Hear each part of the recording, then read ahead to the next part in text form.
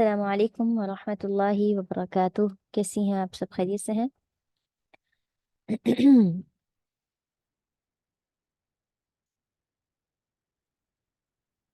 الحمد للہ، الحمد للہ۔ بسم اللہ الرحمن الرحیم، رب اشرح لی صدری ویسر لی امری واحلل عقدۃ من لسانی یفقهوا قولی، رب زدنی علما، رب زدنی علما، رب زدنی علما، رب یسر ولا تعسر وتمم بالخیر وبک نستعین یا فتاح یا فتاح یا علیم۔ بسم اللہ الرحمن الرحیم۔ اب جو آیات ہم شروع کرنے جا رہے ہیں اس کے اندر وصیت کے احکام ہیں، ٹھیک ہے؟ جس طریقے سے میں نے بتایا کہ دوسرے پارے کے اندر کافی سارے احکامات ہیں جو اللہ تعالیٰ نے نازل فرمایا مسلمانوں کے لیے، اس کے اندر ایک حکم یہ بھی ہے کہ وصیت جو ہے اللہ تعالیٰ نے نافذ کرنے کا حکم دیا۔ وصیت کا مطلب یہ ہے کہ مرنے سے پہلے جو شخص اپنے مال میں، اپنی جائیداد وغیرہ میں جو بھی وصیت کرنا چاہے، یا اپنے وفات میں، کفن دفن میں، یا اپنے جو قبر کہاں رکھنی ہے، کس طریقے سے یعنی اپنے تصرفات میں کوئی بھی وصیت کر سکتا ہے، ٹھیک ہے؟ تو یہ جو وصیت ہے، یہ جو جائیداد کے اندر وصیت ہوتی ہے، سب سے پہلے تو جائیداد کے 4 حصے ہوتے ہیں، ٹھیک ہے؟ اور ان میں سے جو ایک حصہ ہوتا ہے، 4 حصے ہوتے ہیں، ان میں سے جو ایک حصہ ہوتا ہے اس میں صرف وصیت کی جا سکتی ہے۔ باقی کے 3 حصوں کو اللہ تعالیٰ نے پہلے ہی مقرر کر دیا ہے کہ وہ 3 حصے کہاں کہاں خرچ ہوں گے اور ان کا مال کہاں جائے گا۔ صرف ایک حصہ ہے جس میں میت جو ہے وصیت کر سکتی ہے، اور وہ وصیت جاری بھی ہوگی۔ تو جو سب سے پہلے ہے وہ ہے میت کے قرضوں کو، 4 حصے جو ہوں گے ان میں سے جو پہلا حصہ ہے، سب سے پہلے اسے میت پر جو بھی قرض وغیرہ ہوگا وہ ادا کیا جائے گا، ٹھیک ہے؟ ایک حصے سے قرض ادا کیا جائے گا، دوسرے حصے سے میت کے کفن دفن کا انتظام کیا جائے گا۔ یعنی اس کے پاس اگر 1 لاکھ روپے ہیں تو 25,000 کے 4 حصے ہوں گے، اور ہاں 25,000 کے 4 حصے ہوں گے۔ ایک 25,000 میں اس کے قرضوں کی ادائیگی ہوگی، اگر پھر بھی بچ جاتے ہیں تو پھر وہ میت پر اس کا گناہ ہوگا۔ ایسا نہیں ہوگا کہ باقی کے جو پیسے بچے ہیں 75,000 اس میں سے قرضوں کی ادائیگی کی جائے گی، نہیں، قرض صرف ایک حصے سے دوسرے حصے میں منتقل نہیں ہوگا۔ اور اسی طریقے سے دوسرے حصے سے اس کے کفن دفن کا انتظام کیا جائے گا، یعنی کہ باقی کے جو 25,000 ہیں اس میں سے اس کا کفن خریدا جائے گا، اور اس کو جو نہلانے والے آئیں گے اگر ان کی کوئی فیس ہے وہ ادا ہوگی، اسی طریقے سے اس کی قبر کو خریدا جائے گا۔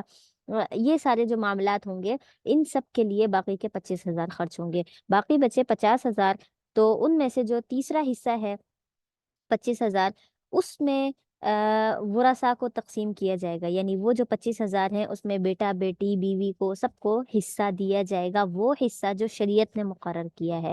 شریعت نے کہا ہے کہ بیٹے کو آدھا حصہ دینا ہے، مطلب یہ ہے کہ وہ جو 25,000 ہیں اس کے 2 حصے ہوں گے 25,000 کے، تو ایک حصہ بیٹے کا ہوگا، باقی جو آدھا حصہ ہے اس میں سے چوتھائی حصہ، یعنی اس کے 4 حصے کیے جائیں 25 کے، جو چوتھائی حصہ بنتا ہے وہ بیوی کو دیا جائے گا، اور اسی طریقے سے بیٹی کو بیٹے کا بھی آدھا حصہ دیا جائے گا، ٹھیک ہے؟ یعنی 25 میں سے جو ہم نے آدھا کیا تھا اس کا بھی آدھا حصہ بیٹی کو دیا جائے گا۔ تو اس طریقے سے شریعت نے جو خود مقرر کیا ہے وہ بیٹی کو دیا جائے گا، بیٹے کو، بیوی کو، اسی طریقے سے والدین کو، جو بھی ہے، جو بھی وارث ہیں سب کو دیا جائے گا انہی 25,000 میں سے، نہ کہ باقی کے جو آخری بچ رہے ہیں وصیت کے ان میں سے دیے جائیں، ٹھیک ہے؟ مطلب یہ ہے کہ جس طریقے سے اللہ تعالیٰ نے مقرر کر دیا ہے حصوں کو تقسیم کرنا، حصے ویسے ہی تقسیم ہوں گے، اضافی مال میں سے خرچ نہیں کیا جائے گا۔ آخری جو 25,000 بچے ہیں، مطلب یہ کہ آخری جو چوتھائی حصہ بچا ہے اس میں سے وصیت نافذ کی جائے گی۔ مطلب اگر کسی نے کہا ہے کہ یہ جو میرے 25,000 بچے ہیں، یعنی جس میں میں وصیت کر رہا ہوں، یہ کسی مدرسے میں دینا ہے، یا میری فلاں دور کی خالہ ہے وہ غریب نادار ہے، میں اس کو اتنے پیسے دینا چاہتا ہوں اپنے مال میں سے، تو اس کو یہ دیا جائے۔ تو مطلب ایسے رشتہ دار جن کو پہلے سے حصہ نہیں ملا ان کو وہ حصہ دیا جا سکتا ہے، ٹھیک ہے، ایسا نہیں ہے کہ باقی کے جو مطلب چوتھائی حصہ ہے جس میں وصیت ہو رہی ہے اور وصیت کے اندر یہ لکھا ہوا ہے کہ یہ جو میں وصیت کر رہا ہوں، میرا جو وصیت والا حصہ ہے وہ سارا کا سارا میرے بیٹے کو مل جائے، یہ سارا کا سارا میری فلاں بیٹی کو دے دیا جائے، تو وہ نہیں دیا جائے گا۔ کیوں؟ کیونکہ جو وارث ہیں ان کا حصہ اللہ نے مقرر کیا ہے، میت اس میں سے مزید اضافہ نہیں کر سکتی۔ ٹھیک ہے، یعنی میت کی جو وصیت کا حصہ ہے وہ دوبارہ سے انہی لوگوں کو نہیں دے سکتی جن کو پہلے سے حصہ ملا ہے۔ ٹھیک ہے، اور اگر ایسا حصہ موجود ہے، مطلب یہ ہے کہ وصیت ایسی ہی ہے جیسے کسی نے مرتے وقت یہ کہہ دیا ہو کہ میرے بیٹے کو سارا حصہ دے دینا، ایسا کرتے ہیں بہت سے لوگ کرتے ہیں کہ اپنی مال و دولت، اپنی جو جائیداد ہوتی ہے وہ سب ایک بیٹے کے نام کر دیتے ہیں، ایک بیٹی کے نام کر دیتے ہیں، اور باقاعدہ سے وہ یہ کرتے ہیں کہ پوری جائیداد لکھ دیتے ہیں۔ ٹھیک ہے، جو ان کی پوری جائیداد ہوتی ہے نا ساری ایک کے نام کر دیتے ہیں، تو ایسا بالکل بھی نہیں ہو سکتا، اس کی وصیت کو نہیں مانا جائے گا، اس کے مرنے کے بعد اس کی وصیت کو نہیں مانا جائے گا، بلکہ شریعت نے جس طریقے سے 4 حصے کر کے ان میں سے ہر ایک چیز کا حصہ مقرر کیا ہے ویسے مقرر کیا جائے گا، اور بیٹے کو بیٹی کو جس کے لیے خاص طور پر وصیت کی گئی ہے اس کو بھی وہی ملے گا جو ملنا ہے شریعت کی طرف سے۔ والد کی وصیت اس کے لیے نہیں ہوگی، تو پھر وہ مال کہاں جائے گا؟ اب وہ بیٹے کو تو نہیں دے سکتے، تو کہاں جائے گا؟ پھر وہ اس کے صدقہ خیرات کر دیا جائے گا تاکہ مرنے والے کو اس کا ثواب ملے۔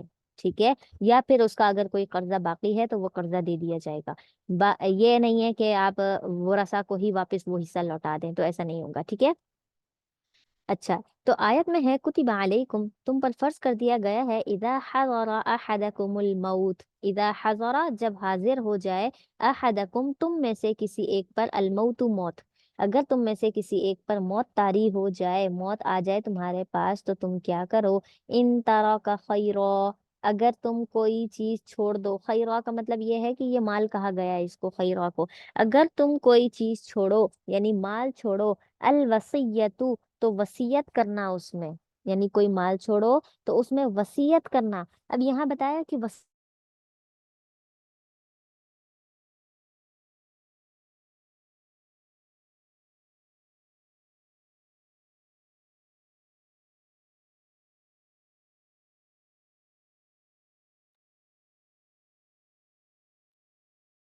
اچھا جی،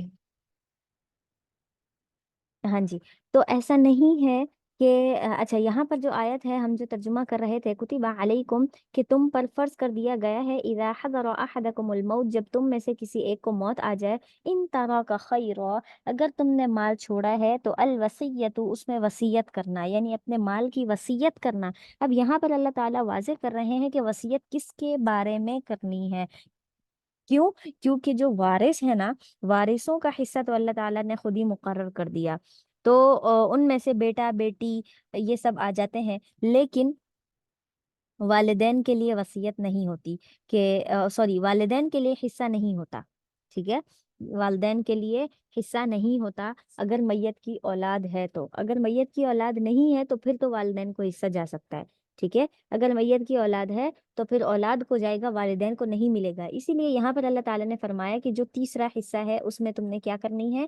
وصیت کرنی ہے، اور وصیت کس کے لیے؟ للوالدین، سب سے پہلے والدین کا نام لیا، اور ہمارے ہاں یہی ہوتا ہے، والدین کو بھول جاتے ہیں، اور وصیت کرتے ہوئے یہ کہہ دیتے ہیں کہ ہمارا جو دوسرا بھائی ہے، دوسری بہن ہے، وہ اپنے مال میں سے دے دے گی، ویسے بھی ماں باپ جو ہے اس کے گھر پہ رہتے ہیں، اس کے گھر پہ رہتے ہیں، باقی بہن بھائیوں کا بھی تو حق ہے، وہ مال دے دیں گے، ہم کیوں دے دیں؟ تو وصیت میں ماں باپ کو بھول جاتے ہیں، تو یہاں پر اللہ تعالیٰ نے فرمایا جو تمہارا مال ہے اس میں سے سب سے پہلے والدین کا حق ہے کہ والدین کو حصہ دو، والاقربین، اس کے بعد تم رشتہ داروں کو، اقربین کہتے ہیں قریبی رشتہ دار، قریبی رشتہ دار کون سے ہیں؟ ایسا نہیں کہ دور کے کسی کو منہ بولا بیٹا بنا لیا ہے تو اس کو دے دو، کسی کو بیٹی بنایا ہوا ہے منہ بولی تو اس کو دے دو، نہیں، قریبی رشتہ داروں کو دینا ہے، جیسے چچا ہو گیا، جیسے پوتی ہو گئی، نواسی، پوتی کو تو خیر حصہ ملتا ہے، جیسے چچا ہو گئے، اور دادی وغیرہ ہو گئی، تو اگر دادی دادا زندہ ہیں وہ سب کچھ، تو ان کو حصہ دیا جائے گا، بالمعروف ہی، معروف طریقے سے، معروف طریقے سے کا مطلب یہ ہے کہ تم نے اچھے طریقے سے اچھا معاملہ کرنا ہے، ایسا نہیں ہے کہ ان سب میں سے جو بھی وارث ہیں تمہارے، ان میں سے کسی ایک کو مخصوص کرو اور اس کے نام سارا حصہ کر کے تم مر جاؤ، اور پھر بعد میں کیا ہوتی ہے؟ یہیں سے لڑائیاں شروع ہوتی ہیں، کہ جب ہم وصیت میں صحیح طریقے سے نہیں فیصلہ کرتے تو پھر بعد میں جو خاندان میں جو لڑائیاں ہوتی ہیں وہ اسی وجہ سے ہوتی ہیں، کہ مجھے اتنا حصہ ملنا چاہیے، میں زیادہ قریب تھا ان کے، مجھے یہ دینا، مجھے وہ دینا، فلاں جو 4 گھر ہیں اس کے، تو اگر اس میں سے ایک گھر مجھے دینا، تو یہ چیز فتنہ فساد ڈالنے والی ہے۔ اللہ تعالیٰ نے خود قرآن کریم میں فرمایا والاقربین بالمعروف، کہ تم نے قریبی رشتہ داروں کو جو حصہ دینا ہے وہ کس لیے دینا ہے؟ بالمعروف، احسن، اچھے طریقے سے دینا ہے، اس طریقے سے کہ بعد میں تمہارے بعد کوئی فساد نہ ہو۔ اور ایسا بھی نہیں ہے کہ تم اپنی وصیت میں زیادتی کر جاؤ اور اس میں سے جو ہے وہ تمہارا حصہ جن کو ملنا چاہیے صحیح طریقے سے ان کو نہ ملے۔ حقا علی المتقین، اللہ تعالیٰ نے فرما دیا ایسا کام کون کرے گا؟ پرہیزگار لوگ کریں گے۔ تو حقا علی المتقین، حق یعنی ذمے لگ گئی ہے، یہ بات لازم ہو گئی ہے پرہیزگاروں پر، یہ کام صرف پرہیزگار ہی کر سکتے ہیں۔ کیا؟ کہ صحیح طریقے سے وصیت کرنا، جس میں کسی کا حق نہ مارا جائے، جس میں کسی کو کوئی تکلیف نہ دی جائے۔ فمن بدلہ، پس جو شخص بدل دے، بعد ما سمعہ، بعد اس کو جو اس نے سن لیا، یعنی بات سننے کے بعد کسی شخص کے سامنے وصیت پڑھی جا رہی ہے اور پڑھنے کے بعد وہ کہتا ہے نہیں میں اس کو نہیں مانتا، میں اس کو کیا کروں گا؟ اپنے طور پر عمل کروں گا، تو وہ شخص کیا ہوگا؟ اس کے لیے کیا ہے؟ فَإِنَّمَا إِثْمُهُ، پس اس کے لیے تو گناہ ہے، جس نے وصیت کو تبدیل کر دیا اس کے لیے گناہ ہے۔ عَلَى الَّذِينَ يُبَدِّلُونَ، کس کو گناہ ہے؟ عَلَى الَّذِينَ، ان لوگوں پر، يُبَدِّلُونَ جو اس کو تبدیل کرتے ہیں، وصیت کو جو لوگ تبدیل کرتے ہیں ان کے لیے گناہ ہے۔ اور یہ میں کہتی ہوں آج کل کے بھائیوں پر، جو آج کل اپنی بہنوں کا حصہ غصب کر لیتے ہیں، کہتے ہیں تمہارا کیا حق ہے، تمہاری تو شادی ہو گئی، تمہیں تو سسرال کی طرف سے ملے گا، تمہیں تو شوہر کا حصہ ملے گا، شوہر تمہیں سب کچھ دے رہا ہے، یہ ہے وہ ہے، تمہیں کھانے پینے کی کیا کمی ہے؟ تو دیکھیں کمی ومی کچھ نہیں ہے۔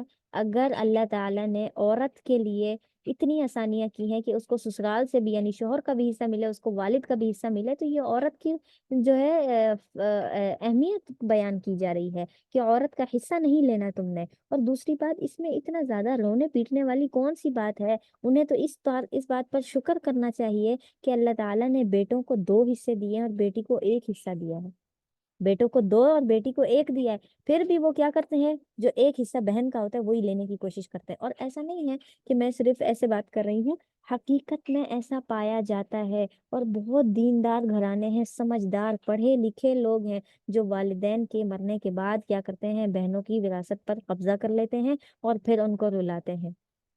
تو ایسی ایسے لوگ کیا ہوتے ہیں؟ برباد ہوتے ہیں پھر، چاہے وہ بہنوں کا حصہ لے لیں لیکن ان کو زندگی میں خوشی اور سکون نہیں ملتا۔ ٹھیک ہے؟ ان اللہ سمیع علیم، بے شک اللہ تعالیٰ سننے والا اور جاننے والا ہے۔ کیا سننے والا ہے؟ وہی جو وصیت تمہارے سامنے پڑھی جا رہی ہے وہ اللہ نے سن لی ہے، تو اگر تم اس کو بدل دیتے ہو تو اللہ تعالیٰ جاننے والا بھی ہے، اس کو معلوم ہے وصیت میں کیا تھا اور کس طریقے سے اس میں تبدیلی کی جا رہی ہے۔ ٹھیک ہے؟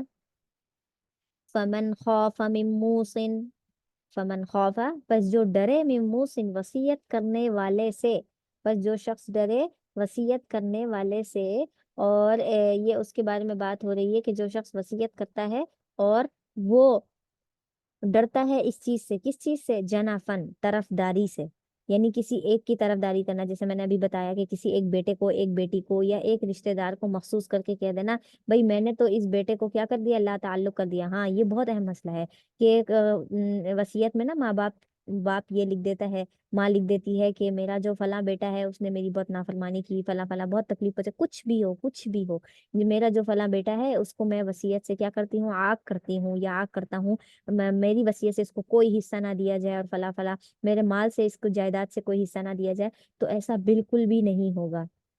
اگر وہ بیٹا اس کا حقیقی بیٹا ہے تو اس کو حصہ مل کر رہے گا، اگر ماں باپ نے اس کو لا تعلق بھی کیا ہے، اس کو نہیں دینے کے لیے کہا ہے، تب بھی دیا جائے گا، کیونکہ اللہ سے بڑھ کر بات والدین کی نہیں ہے۔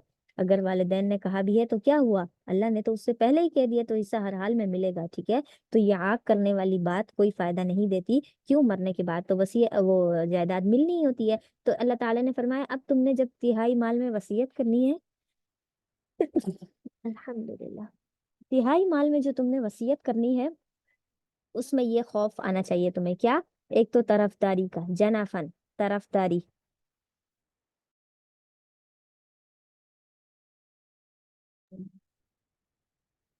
جنفن، کسی کی طرف داری کرنے سے اس کو ڈرنا چاہیے، او اسمن، یا گناہ سے، یعنی کوئی ایسا गुनाह क्या है? किसी एक पर ज्यादती करना, यानी उसका माल लेकर किसी दूसरे के लिए मखसूस कर देना, ये बात है।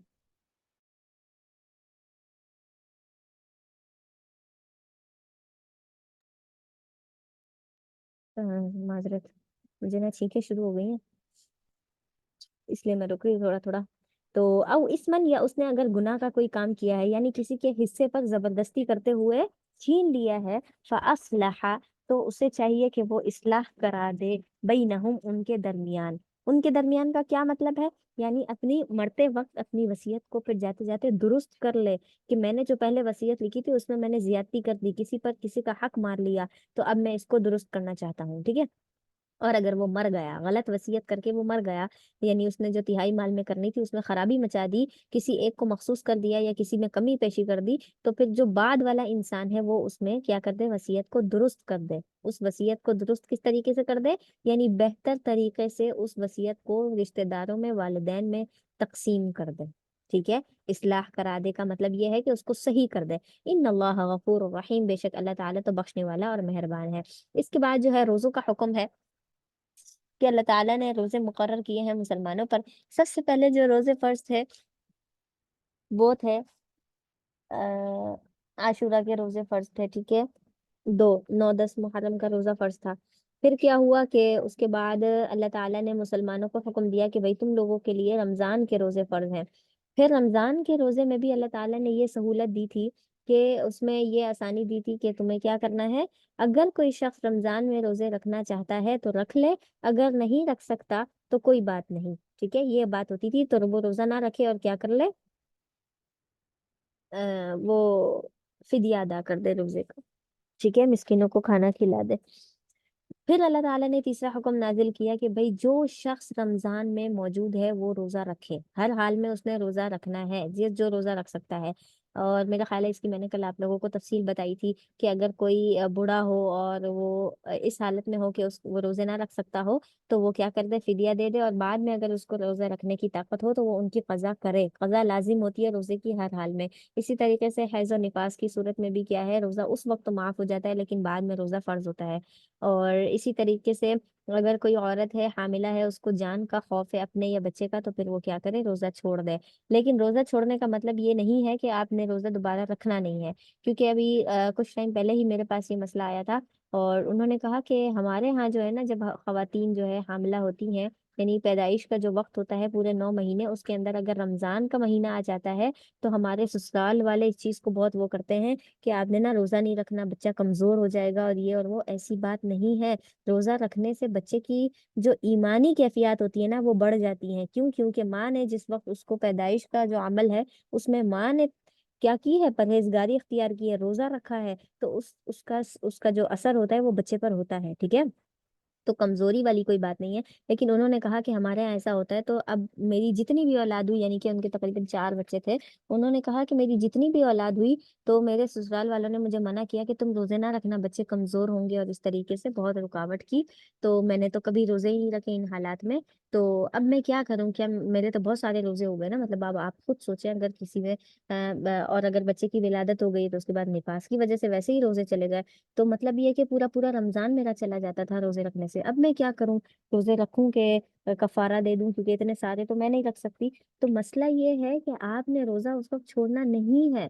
वो तो आपको इजाजत उस वक्त दी है जब आपको अपना खौफ हो कि अगर मैंने रोजा रखा तो कमजोरी या मेरी तबीयत खराब है, मेरी दवाइयां चल रही हैं, तो उस सूरत में मैं क्या करूंगी, मेरी जान को खतरा है या बच्चे की जान को खतरा है। जान को खतरा है तो आपने रोजा छोड़ना है। हल्की फुल्की कमजोरी, चक्कर आना और ये सब कुछ, ये तो मामूली सी बात है, आपने इसकी वजह से रोजा नहीं छोड़ना, ठीक है।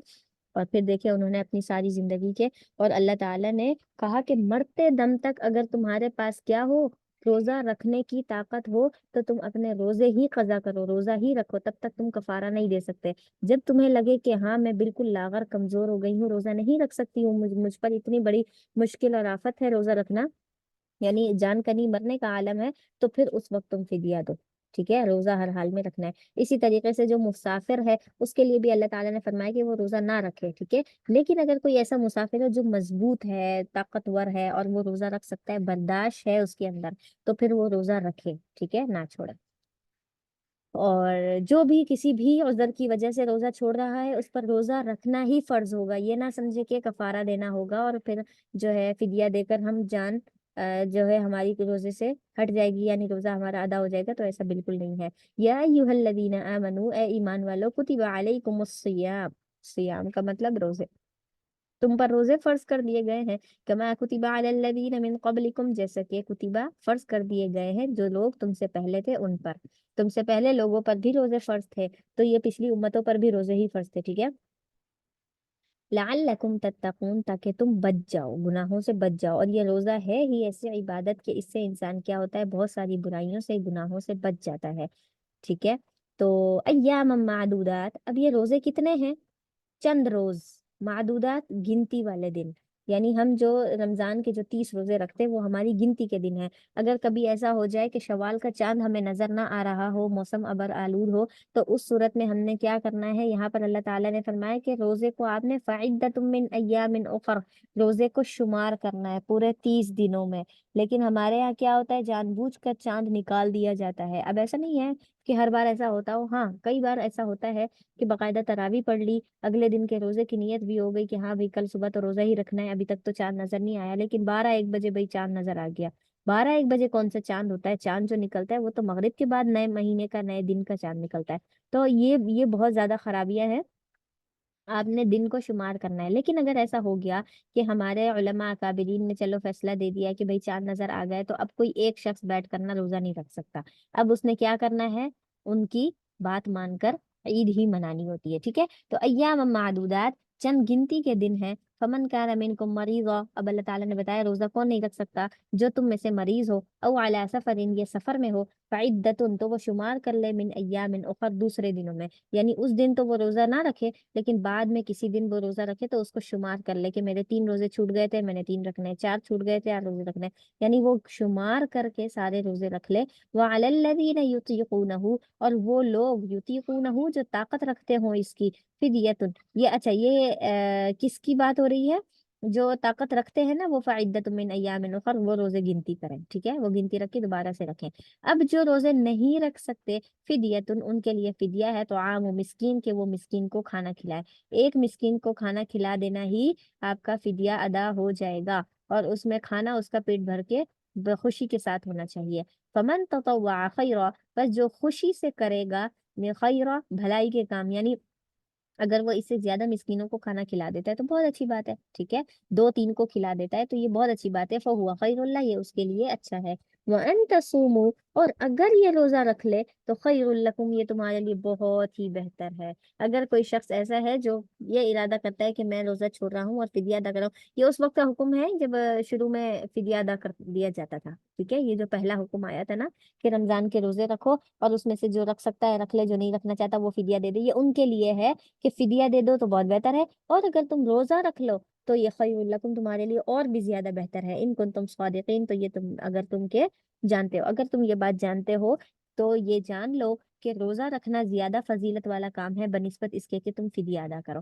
شہر رمضان الذی، اب کیا ہوا، اللہ تعالیٰ نے رمضان کا جو مہینہ روزے کے لیے مقرر کیا ہے، اب اس کی فضیلت بیان ہو رہی ہے کہ یہ کوئی معمولی جو ہے کام نہیں ہے، یہ کوئی معمولی مہینہ نہیں ہے جس میں تمہیں روزہ رکھنے کا حکم دیا۔ سنو اس رمضان کے مہینے میں کیا ہوا، اللہ تعالیٰ نے تمہارے لیے کیا کیا انعامات رکھے ہیں، اور اس رمضان کے مہینے کی اپنی کیا فضیلت ہے۔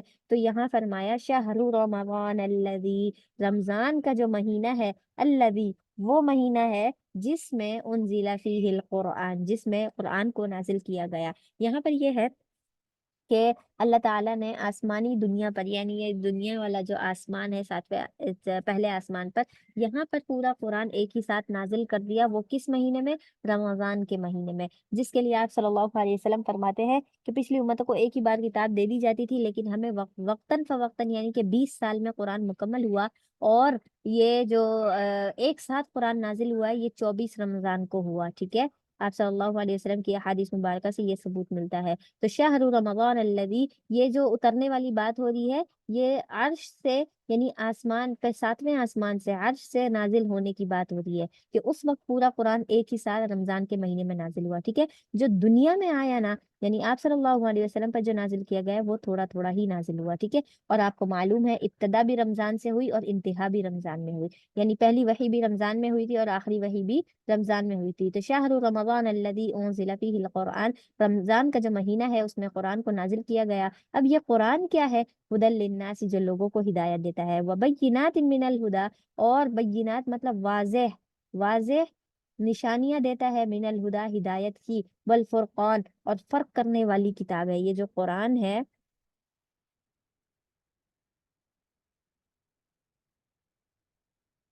یہ جو قرآن ہے یہ فرق کرنے والی کتاب ہے، کس چیز میں؟ حق اور باطل میں،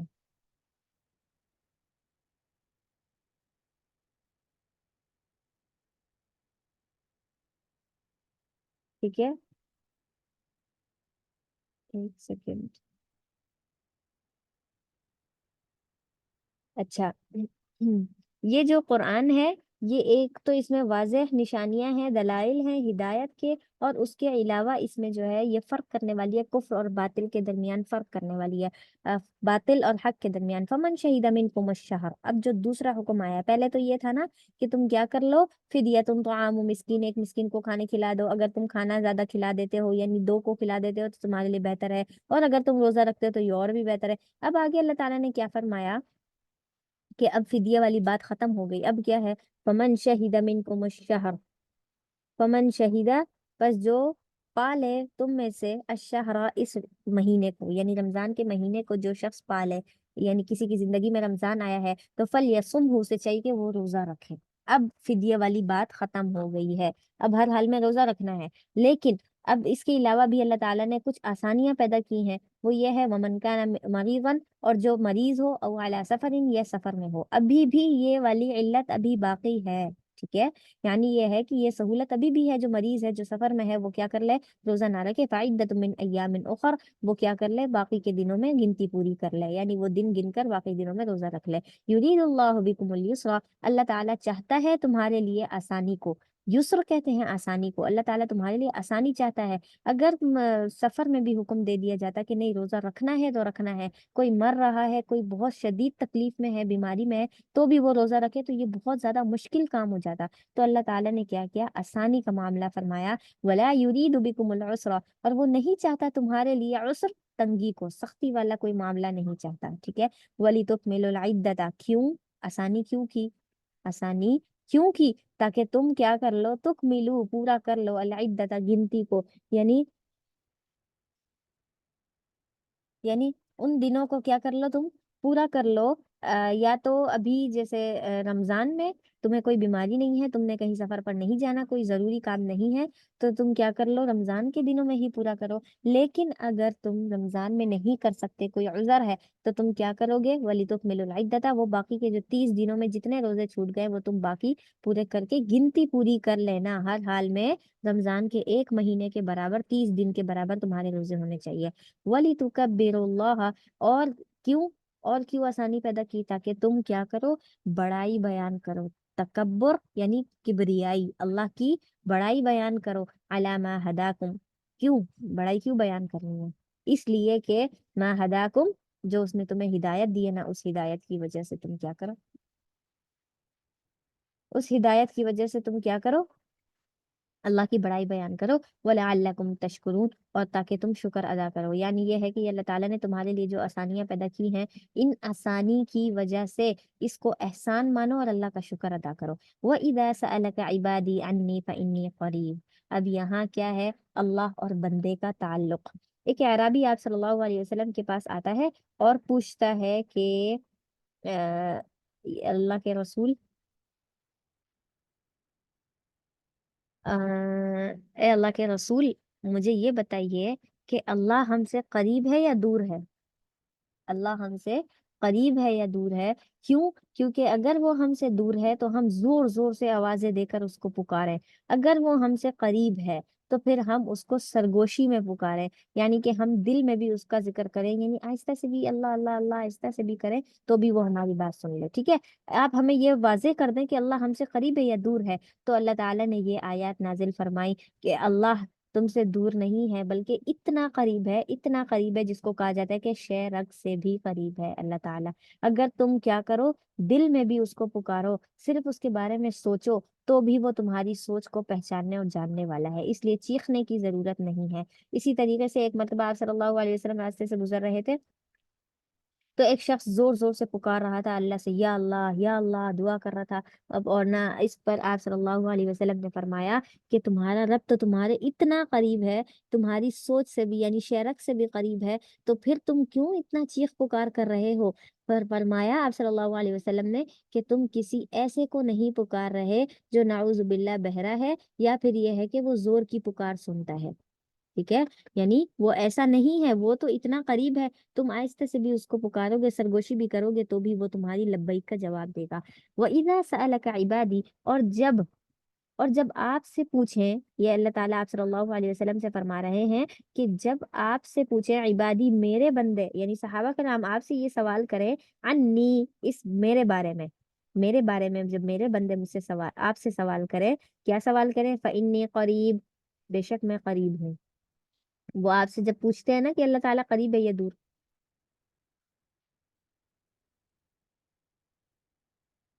اللہ تعالیٰ قریب ہے یا دور، تو اللہ تعالیٰ نے فرمایا آپ نے ان کو جواب دینا ہے فَإِنِّي قریب، میں قریب ہوں، اجیبو میں جواب دیتا ہوں، دعوت الداعی دعا کرنے والے یعنی پکارنے والے کی پکار کا، جب بھی وہ پکارتا ہے تو میں اس کی دعا سنتا ہوں، دعوت الداعی پکارنے والے کی پکار کو، اذا دعانی جب وہ مجھے پکارتا ہے، یعنی جب کوئی بندہ مجھے پکارتا ہے تو میں اس کی پکار کو سنتا ہوں، فَلْيَسْتَجِيبُوا لِي بس چاہیے کہ وہ میرا حکم مانے، ٹھیک ہے؟ وَلْيُؤْمِنُوا بِي اور مجھ پر ایمان لائیں، لَعَلَّهُمْ يَرْشُدُونَ تاکہ وہ راہ راست پر آ جائیں، یعنی وہ راشد یعنی کیا لفظ بولا جاتا ہے اس کے لیے؟ آ، ہدایت، ہاں راہ راست یعنی ہدایت کو پالیں وہ لوگ، ہاں جی ہدایت کو پالے۔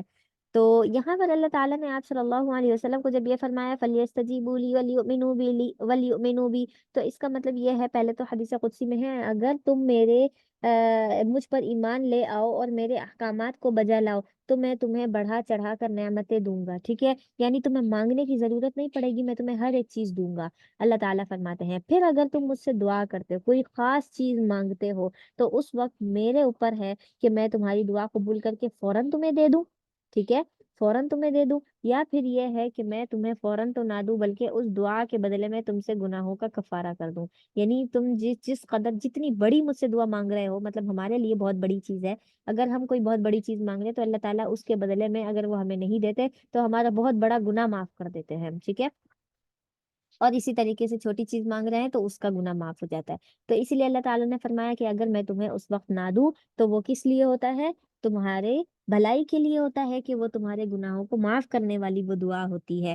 اور اسی طرح ہی ہوگا کہ جب روز محشر حساب کتاب ہوگا اور اللہ تعالیٰ جو ہے ہاں انسان جو ہے اپنے نامہ اعمال دیکھے گا اور اس کے اندر بہت ساری ایسی چیزیں ہوں گی کہ جو اس نے نہیں کی ہوں گی، ٹھیک ہے؟ اور یا پھر یہ کہ بہت سارے ایسے گناہ ہوں گے جو اس کو یاد ہوں گے کہ میں نے فلاں گناہ کیا تھا، فلاں گناہ کیا تھا، تو اللہ تعالیٰ اس کو فرمائیں گے کہ بھائی پھر وہ اللہ تعالیٰ سے پوچھے گا نا کہ اللہ مجھے تو یاد پڑتا ہے میں نے یہ والا بھی گناہ کیا تھا، یہ والا بھی کیا تھا، لیکن میرے نامہ اعمال میں وہ گناہ نہیں ہے، تو اللہ تعالیٰ فرمائیں گے تم نے جو دنیا میں مجھ سے دعائیں مانگی ہیں اور میں نے ان دعاؤں کا بدلہ تمہیں دنیا میں نہیں دیا، ٹھیک ہے؟ وہ چیز تمہیں نہیں دی تو وہ یہ وہی چیز ہے کہ اس دعا کے بدلے میں نے یہاں سے تمہارے گناہوں کو کم کرتا گیا، کم کرتا گیا، کم کرتا گیا، اور پھر ایسا ہوگا کہ دعا مانگتے مانگتے مانگتے جو ہماری دعائیں قبول نہیں ہو رہی ہیں اور وہ دعائیں مانگتے مانگتے ہمارے سارے گناہ نامہ اعمال سے ختم ہو جاتے، تو پھر اللہ تعالیٰ نیکیاں ڈالنا شروع کر دیتے ہیں، ہر ایک دعا کے بدلے میں ایک ایک نیکی، ایک ایک نیکی، تو بندہ جب قیامت والے دن جائے گا تو حیران ہوگا کہ بہت سارے گناہ تھے وہ تو مٹ گئے چلو دعاؤں کی وجہ سے، پھر نیکیاں کہاں سے آ گئی اتنی ساری؟ تو اللہ تعالیٰ فرمائیں گے کہ تمہاری جو دعائیں قبول نہیں ہو رہی تھی، گناہ ختم ہونے کے بعد میں نے اس میں تمہاری نیکیاں ڈالتے گئے۔ تو اس وقت بندہ یہ تمنا کرے گا، یہ جو ہے آرزو کرے گا کہ کاش دنیا میں میری کوئی ایک بھی دعا قبول نہ ہوئی ہوتی، اور میں ہر روز ہر لمحہ اللہ تعالیٰ سے رو رو کر فریاد کر کے وہ دعا مانگا کرتا، اور میری دعا قبول نہ ہوتی، اور یہاں پر مجھے اس کا بدلہ دیا جاتا۔ تو انسان اتنا خوش ہوتا اس وقت اپنی نیکیوں کو اور اپنے گناہوں کے مٹے ہوئے کو دیکھ کر۔ تو یہ ہے دعا کا نتیجہ کہ کس طریقے سے اللہ تعالیٰ دعاؤں کا بدلہ دیتے ہیں، یا اگر قبول نہیں ہوتی تو اس کا بدلہ ہمارا آخرت میں جمع ہو رہا ہے۔ اور اسی طریقے سے اگر کوئی دعا ہے قبول نہیں ہو رہی، تو اللہ تعالیٰ اس کے لیے ہماری دنیا میں آگے آنے والی کوئی بڑی پریشانی جو ہماری زندگی میں آنی ہوتی ہے، وہ اللہ تعالیٰ ہم سے دور کر دیتے ہیں، ہماری اس پریشانی سے حفاظت کر دیتے ہیں۔ ٹھیک ہے، آگے جیسے کہ ہم روزوں کا بیان پڑھ رہے تھے، تو ابتدا میں جو روزے کا حکم تھا، سحری کرنے کے جو اوقات ہوا کرتے تھے وہ عشاء سے پہلے پہلے تھے۔ ٹھیک ہے، ہر کسی کو عشاء سے پہلے ہی سحری کر لینی ہوتی تھی۔ جو کھانا پینا ہے سحری، جو کھانا پینا ہے وہ عشاء سے قبل کھانا ہے۔ جس نے عشاء کی نماز پڑھ لی اس کے بعد اس کو کھانا پینا نہیں ہے۔ اور اگر کوئی شخص کیا ہو گیا، کیا کہتے ہیں، عشاء کی نماز سے قبل ہی سو گیا جیسے، ٹھیک ہے، یعنی مغرب کا اس نے روزہ افطار کیا اور تھوڑی دیر بعد وہ سو گیا عشاء سے پہلے پہلے، اب جب وہ اٹھے گا نا تو اٹھنے کے بعد وہ روزہ نہیں سحری نہیں کر سکتا۔ ٹھیک ہے، وہ سحری نہیں کر سکتا۔ تو اور اسی طریقے سے پہلے یہ حکم ہوتا تھا، اور اسی طریقے سے یہ بھی ہوتا تھا کہ عورتوں کے ساتھ مباشرت نہیں کر سکتے تھے۔ پورا رمضان کا مہینہ صحابہ کرام اپنی عورتوں کے پاس نہیں جاتے تھے، اور اگر جاتے تھے تو پھر کبھی کبھار یہ مسائل ہو جاتے تھے کہ دیکھو سحری تو کب کرنی ہے، سحری کرنی ہے عشاء کی نماز سے قبل، عشاء کی نماز سے پہلے سحری کرنی ہے۔ اب اگر کسی شخص نے سحری کر لی ہے اور عشاء کی نماز پڑھ لی، عشاء کی نماز کے بعد اس نے کیا کر لیا، اپنی بیوی سے ہم بستری کر لی، تو اب کیا ہو گیا، اس کا روزہ تو خراب ہو گیا نا، کیوں؟ کیونکہ اب وہ دوبارہ کھا پی کر سحری کی نیت دوبارہ نہیں کر سکتا روزے کی۔ ٹھیک ہے، تو اسی لیے یہ صحابہ کرام بہت بڑی مشکل میں پھنس گئے تھے کہ یہ کیا ہو گیا، اس میں تو بہت مشقت ہے کہ ہم کیا کر سکتے ہیں۔ وہ پورا پورا مہینہ ایک تو اپنی بیویوں کے پاس نہیں جاتے تھے، اور اگر جاتے تھے عشاء کی نماز کے بعد جاتے تو پھر صبح تک وہ جنبی ہونے کی حالت میں رہ جاتے تھے، یعنی غسل نہیں کر پاتے تھے جب روزہ ہوتا تھا ان کا۔ اسی طریقے سے یہ جو مسائل تھے پھر آپ صلی اللہ علیہ وسلم کے پاس لے کر آتے کہ ہم سے یہ غلطی ہو گئی، رات میں ہم بیوی کے پاس چلے گئے اس طریقے سے، اور ابھی ہم جنبی حالت میں ہیں، یا پھر یہ ہے کہ ہم نے جو ہے سحری کرنے کے بعد، یعنی جو مغرب کے بعد جو سحری ہوتی ہے وہ کرنے کے بعد ہم نے مباشرت کر لی، تو اللہ تعالیٰ نے یہاں پر کیا کر دیا، وہ چیز جو عورتوں کے پاس جانے کو حلال قرار دے دیا۔ اب مطلب یہ ہے کہ کوئی شخص اگر رمضان کی رات میں مباشرت کر لیتے ہیں کوئی میاں بیوی، تو پھر وہ صبح کو روزے کی نیت کر لیں، صبح کو روزے کی نیت کر لیں، لیکن جو ہے غسل وہ روزے کے بعد کر سکتے ہیں۔ ٹھیک ہے، جیسے سحری کر لی اور فجر کی نماز سے قبل ہی انہوں نے کیا کر لیا، غسل کر لیا، اور روزے کی نیت پہلے ہو گئی۔ ٹھیک ہے، یہ چیز، اور اسی طریقے سے یہ جو حیض و نفاس والی عورتیں ہوتی ہیں، اگر ان کے ساتھ ایسا کوئی مسئلہ ہے اور انہیں لگتا ہے کہ آج میں نے غسل کر لینا ہے، ٹھیک ہے، تو وہ کیا کریں، صبح سحری کر لیں، روزے کی نیت کر لیں، اور دن نکلنے سے قبل ہی غسل کر لیں، پاک ہو جائے، تو پھر ان کا روزہ درست شمار ہوگا۔ لیکن ہاں اگر اس میں دن نکل آیا ہے، جس کو کیا کہتے ہیں، میرے ذہن میں لفظ نہیں آ رہا، کون سا وقت کہتے ہیں اس کو، زوال، نہیں زوال، ہاں زوال، شاید زوال، نام نہیں آ رہا میرے ذہن میں، دن دن زوال کپڑا کہتے ہیں نا، زوال کپڑا، کیا کہتے ہیں، زوال کپڑا فیدی پر سوال ہی بولتے ہیں۔ زوال ہی بولتے ہیں، اچھا، صحیح صحیح۔ تو اس وقت سے پہلے پہلے غسل کر لینا ہے، ٹھیک ہے، اگر اس کے بعد غسل کیا یا اس وقت تک رکے رہے، ناپاکی کی حالت میں ہی رہے، تو پھر ہمیں وہ روزہ دوبارہ سے کرنا ہوگا۔ ہاں، کھا پی نہیں سکتے، ایسا نہیں ہے کہ ہم نے غسل نہیں کیا تو اب کھانا پینا شروع کر دیں، تو ایسا بالکل نہیں ہے، ہم نے پورا دن روزے داروں کی طرح ہی رہنا ہے، لیکن جو ہے بعد میں اس کا کفارہ دوبارہ، مطلب اس کی قضا دوبارہ ہوگی اس روزے کی، کیوں؟ کیونکہ ہم نے روزے کا زیادہ تر جو مطلب 1/3 حصہ تو ہم نے کیا کر دیا، ناپاکی میں گزار دیا، اس وجہ سے۔ السلام علیکم، دوبارہ بتا دیں ذرا، یہ کیا بولا آپ نے کہ میں لائن کے دوبارہ کیا؟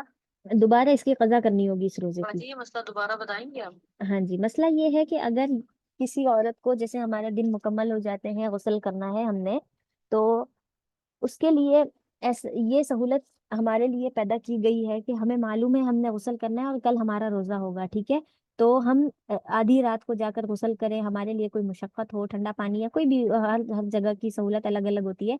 तो बीमारी का खदशा हो तो हमने क्या करना है, रात में ही नहीं नहाना, बल्कि सुबह हम सहरी कर लें। सहरी करने के बाद जवाल से कबल ही, जिसको हम 12 बजे का वक्त कहते हैं, 12 बजे से पहले पहले ही आपने क्या करना है, गुस्ल कर लेना है, पाक हो जाना है, तो आपका रोजा शुमार होगा। लेकिन अगर जवाल के वक्त तक आप ऐसे ही नापाक रही, आपने गुस्ल नहीं किया, तो उस सूरत में आपका ये रोजा नहीं होगा, आपको इसकी कज़ा दोबारा बाद में करनी होगी। जैसे बाकी 6-7 दिनों की आप कज़ा कर रही हैं, तो इस रोजे की भी आपको कज़ा करनी पड़ेगी। क्यों? क्योंकि हमने जो है पूरे एक दिन में से 1/4 हिस्सा या उससे थोड़ा सा ज्यादा हिस्सा हमने क्या कर लिया है, नापाकी में गुजारा है। तो इस वजह से वो फिर हमारा रोजा नहीं होता है। लेकिन अब ऐसा भी नहीं है कि हमने गुस्ल नहीं किया, हम नापाक हैं, तो हम खा पी सकते हैं। तो खा पी भी नहीं सकते। क्यों? क्योंकि सुबह सुबह हमने सहरी करते ही उसकी नियत क्या कर ली थी, रोजे की कर ली थी। तो रोजा तो है हमारा, लेकिन वो रोजा कबूल नहीं है, क्योंकि उसका ज्यादा हिस्सा हमारा नापाकी में गुजरा है। तो हम इसकी कज़ा दोबारा करते हैं, ठीक है। कज़ा रोजों के साथ इसको भी हम शुमार करते हैं कि ये वाला दिन भी मेरा क्या हो गया था, जाया हो गया था। और इसी तरीके से ये भी होता है कि जब जब हमारी अचानक से मतलब ये दिन आ जाते हैं, जैसे हमारा सुबह से रोजा है, लेकिन किसी को हैज शुरू हो गया और ब्लीडिंग शुरू हो गई जोहर के बाद, तो अब उसने क्या करना है, जोहर के बाद शुरू हुई है, अब ये देखना है कि असर में कितना वक्त बाकी है। अगर ज्यादा वक्त बाकी है, 1 घंटे का, 1.5 घंटे का वक्त बाकी है, तो उस वक्त में वो इंसान, वो औरत वो क्या करे, वो रोजा तोड़ ले और उसकी जो है रोजा तोड़ ले, क्योंकि उसका रोजा अब नहीं हो सकता, वो नापाकी में चली गई है, ज्यादा हिस्सा उसका नापाकी का है। लेकिन अगर ऐसा है कि आपकी असर के बाद दिन शुरू हुआ है, मतलब असर के बाद आपकी ब्लीडिंग शुरू हुई है शुरू हुआ है, तो फिर आपने रोजा तोड़ना नहीं होता, बल्कि उस रोजे को पूरा करना होता है, ठीक है। रोजा पूरा करना है, लेकिन बाद में उसकी कज़ा करनी है, उसकी कज़ा भी होगी। क्यों? क्योंकि वो जो अहम वक्त होता है असर से मगरिब के दरमियान वाला, उस अहम वक्त में आपका शरी उज़र हुआ है, ठीक है। तो और रोजे का जो है काफी अहम हिस्सा, अहम ज्यादा हिस्सा जो है वो उसमें नापाकी में चला गया है, शुरू हो चुका है, तो आपने वो वक्त क्या करना है, रोजा नहीं तोड़ना, लेकिन ये कि उसकी कज़ा करनी होती है, ठीक है। और ये हमसे बहुत ज्यादा गलतियां हो जाती हैं। बहुत सारी जो खवातीन है, बच्चे हैं, मुझसे पूछते हैं, हमारी बेटी का या मेरा जो है ऐसा मसला हुआ कि मुझे सुबह 11 बजे 12 बजे जो है मेरा हैज शुरू हो गया। अब जो है मैंने क्या किया, पूरा दिन मैंने रोजेदारों की तरह ही गुजारा है, अब क्या करूं, इसकी कज़ा होगी कि नहीं होगी।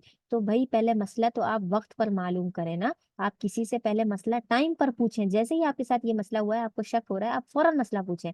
तो मसला तो ये था कि 11-12 बजे जैसे ही आपका हैज शुरू हुआ, आप उसी वक्त रोजा तोड़ दें।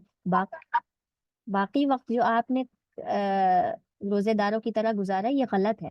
गलत है, क्योंकि बहुत सारा टाइम है ये, ठीक है। थोड़ा सा टाइम होता है तो हम उसमें तशब्बा बिस्साइमीन, जिसको कहते हैं ना, रोजेदारों की तरह रोजा करना, उनकी नकल करना, मतलब तो वो थोड़े वक्त के लिए होता है, ज्यादा वक्त के लिए नहीं होता, ठीक है। तो कभी भी ऐसा मसला हो, शक व शुबा हो, तो आपने जरूर ये मसले पूछने होते हैं। क्योंकि हम जो है बहुत इसमें लाइल्मी के अंदर क्या कर जाते हैं, अपने आप को मुशक्कत में डाल देते हैं कि कभी रोजा तोड़ना होता है और हम तोड़ते नहीं हैं, और ऐसे ही भूखे प्यासे घूमते रहते हैं, हालांकि वो रोजा तो होता नहीं है, उसकी तो कज़ा वैसे भी होती है, ठीक है। और जहां पर हमने रोजा नहीं तोड़ना होता, वहां पर हम क्या करते हैं, बहुत सी लाइल्मी के तौर पर क्या करते हैं, असर के बाद हमारी जो है शुरू हुआ है, और हम कहते हैं लो जी हमारा तो रोजा ही खत्म हो गया, वैसे भी इसको दोबारा रखना है, चलो तोड़ लेते हैं। तो चलो तोड़ लेते नहीं होता, बल्कि उसमें भी एक मसला है कि आप तशब्बुह बिस्साइमीन करें, रोजेदारों की तरह ही रहें, रोजा ना तोड़ें अपना, ठीक है।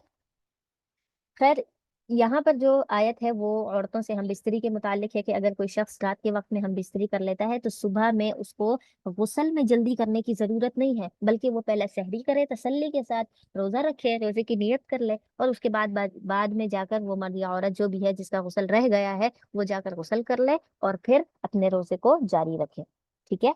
ऐसा नहीं है कि आप उसी वक्त जल्दी जल्दी में करें, ये अल्लाह ताला ने आसानी पैदा की है। और ऐसा ही होता था कि ईशा के बाद पहले तो जैसे सहरी, अभी हमारा जो वक्त है वो 3 बजे, 3:30 4 बज जाते हैं ना, सहरी का वक्त ये होता है। लेकिन पहले ये होता था कि ईशा की नमाज से पहले पहले करनी होती थी, और अगर कोई सो जाता था तो उसके बाद तो उसको कुछ खाना पीना नहीं होता था, अगला पूरा दिन उसको रोजे से गुजारना होता था। तो ये उन लोगों के लिए है, ठीक है। ये आयत जो नाजिल हुई थी। और कहा जाता है, کہا جاتا ہے کہ یہ جو آیت نازل ہوئی یہ حضرت عمر کے بارے میں بھی ہوئی، کیونکہ حضرت عمر نے اس رات پہلے تو سحری کر لی جیسے سحری کرتے تھے وہ لوگ عشاء سے پہلے، پھر آپ نے عشاء کی نماز پڑھی اور اس کے بعد آ کر اپنی بیوی سے ہم بستری کر لی۔ تو صبح میں آپ صلی اللہ علیہ وسلم کے پاس آ گئے اور کہا کہ یہ مجھ سے بڑا مسئلہ ہو گیا ہے، عشاء کی نماز کے بعد میں نے ہم بستری کر لی۔ تو عشاء کی نماز کے بعد بھی نہیں کرنی ہوتی تھی، ٹھیک ہے۔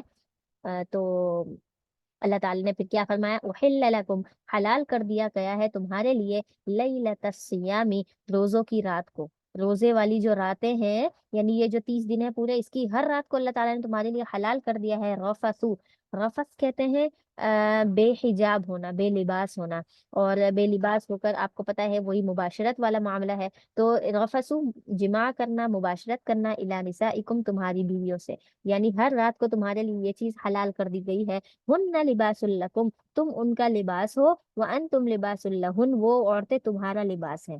یعنی اللہ تعالیٰ نے مرد اور عورت کے درمیان کا جو تعلق ہے اس کو کس طریقے سے بیان کیا، لباس کی طرح، کہ جس طرح لباس تم پہنتے ہو اور یہ تمہارے جسم کے اتنا قریب ہوتا ہے، یعنی لباس اور جسم کے قریب کیا ہے، درمیان میں کیا ہے، کچھ بھی نہیں ہے، یہ دونوں اتنے قریب قریب ہیں۔ تو اسی وجہ سے اللہ تعالیٰ نے فرمایا میاں بیوی بھی آپس میں ایک دوسرے کے اتنے ہی قریب قریب ہیں۔ اور دوسری بات یہ ہے کہ یہاں پر اتنی بڑی بات بیان کی جا رہی ہے کہ یہ جو مرد اور عورت ہوتے ہیں، بہت بہت معاملات ایسے دیکھنے کو آتے ہیں کہ مرد اور عورت اپنی خفیہ باتیں جو ایک دوسرے ایک دوسرے کے راز ہوتے ہیں وہ جا کر دوسروں کو بتاتے ہیں، ٹھیک ہے۔ تو یہ بہت نامناسب بات ہے، اللہ تعالیٰ نے مرد کو عورت کا لباس اور عورت کو مرد کا لباس کہا ہے۔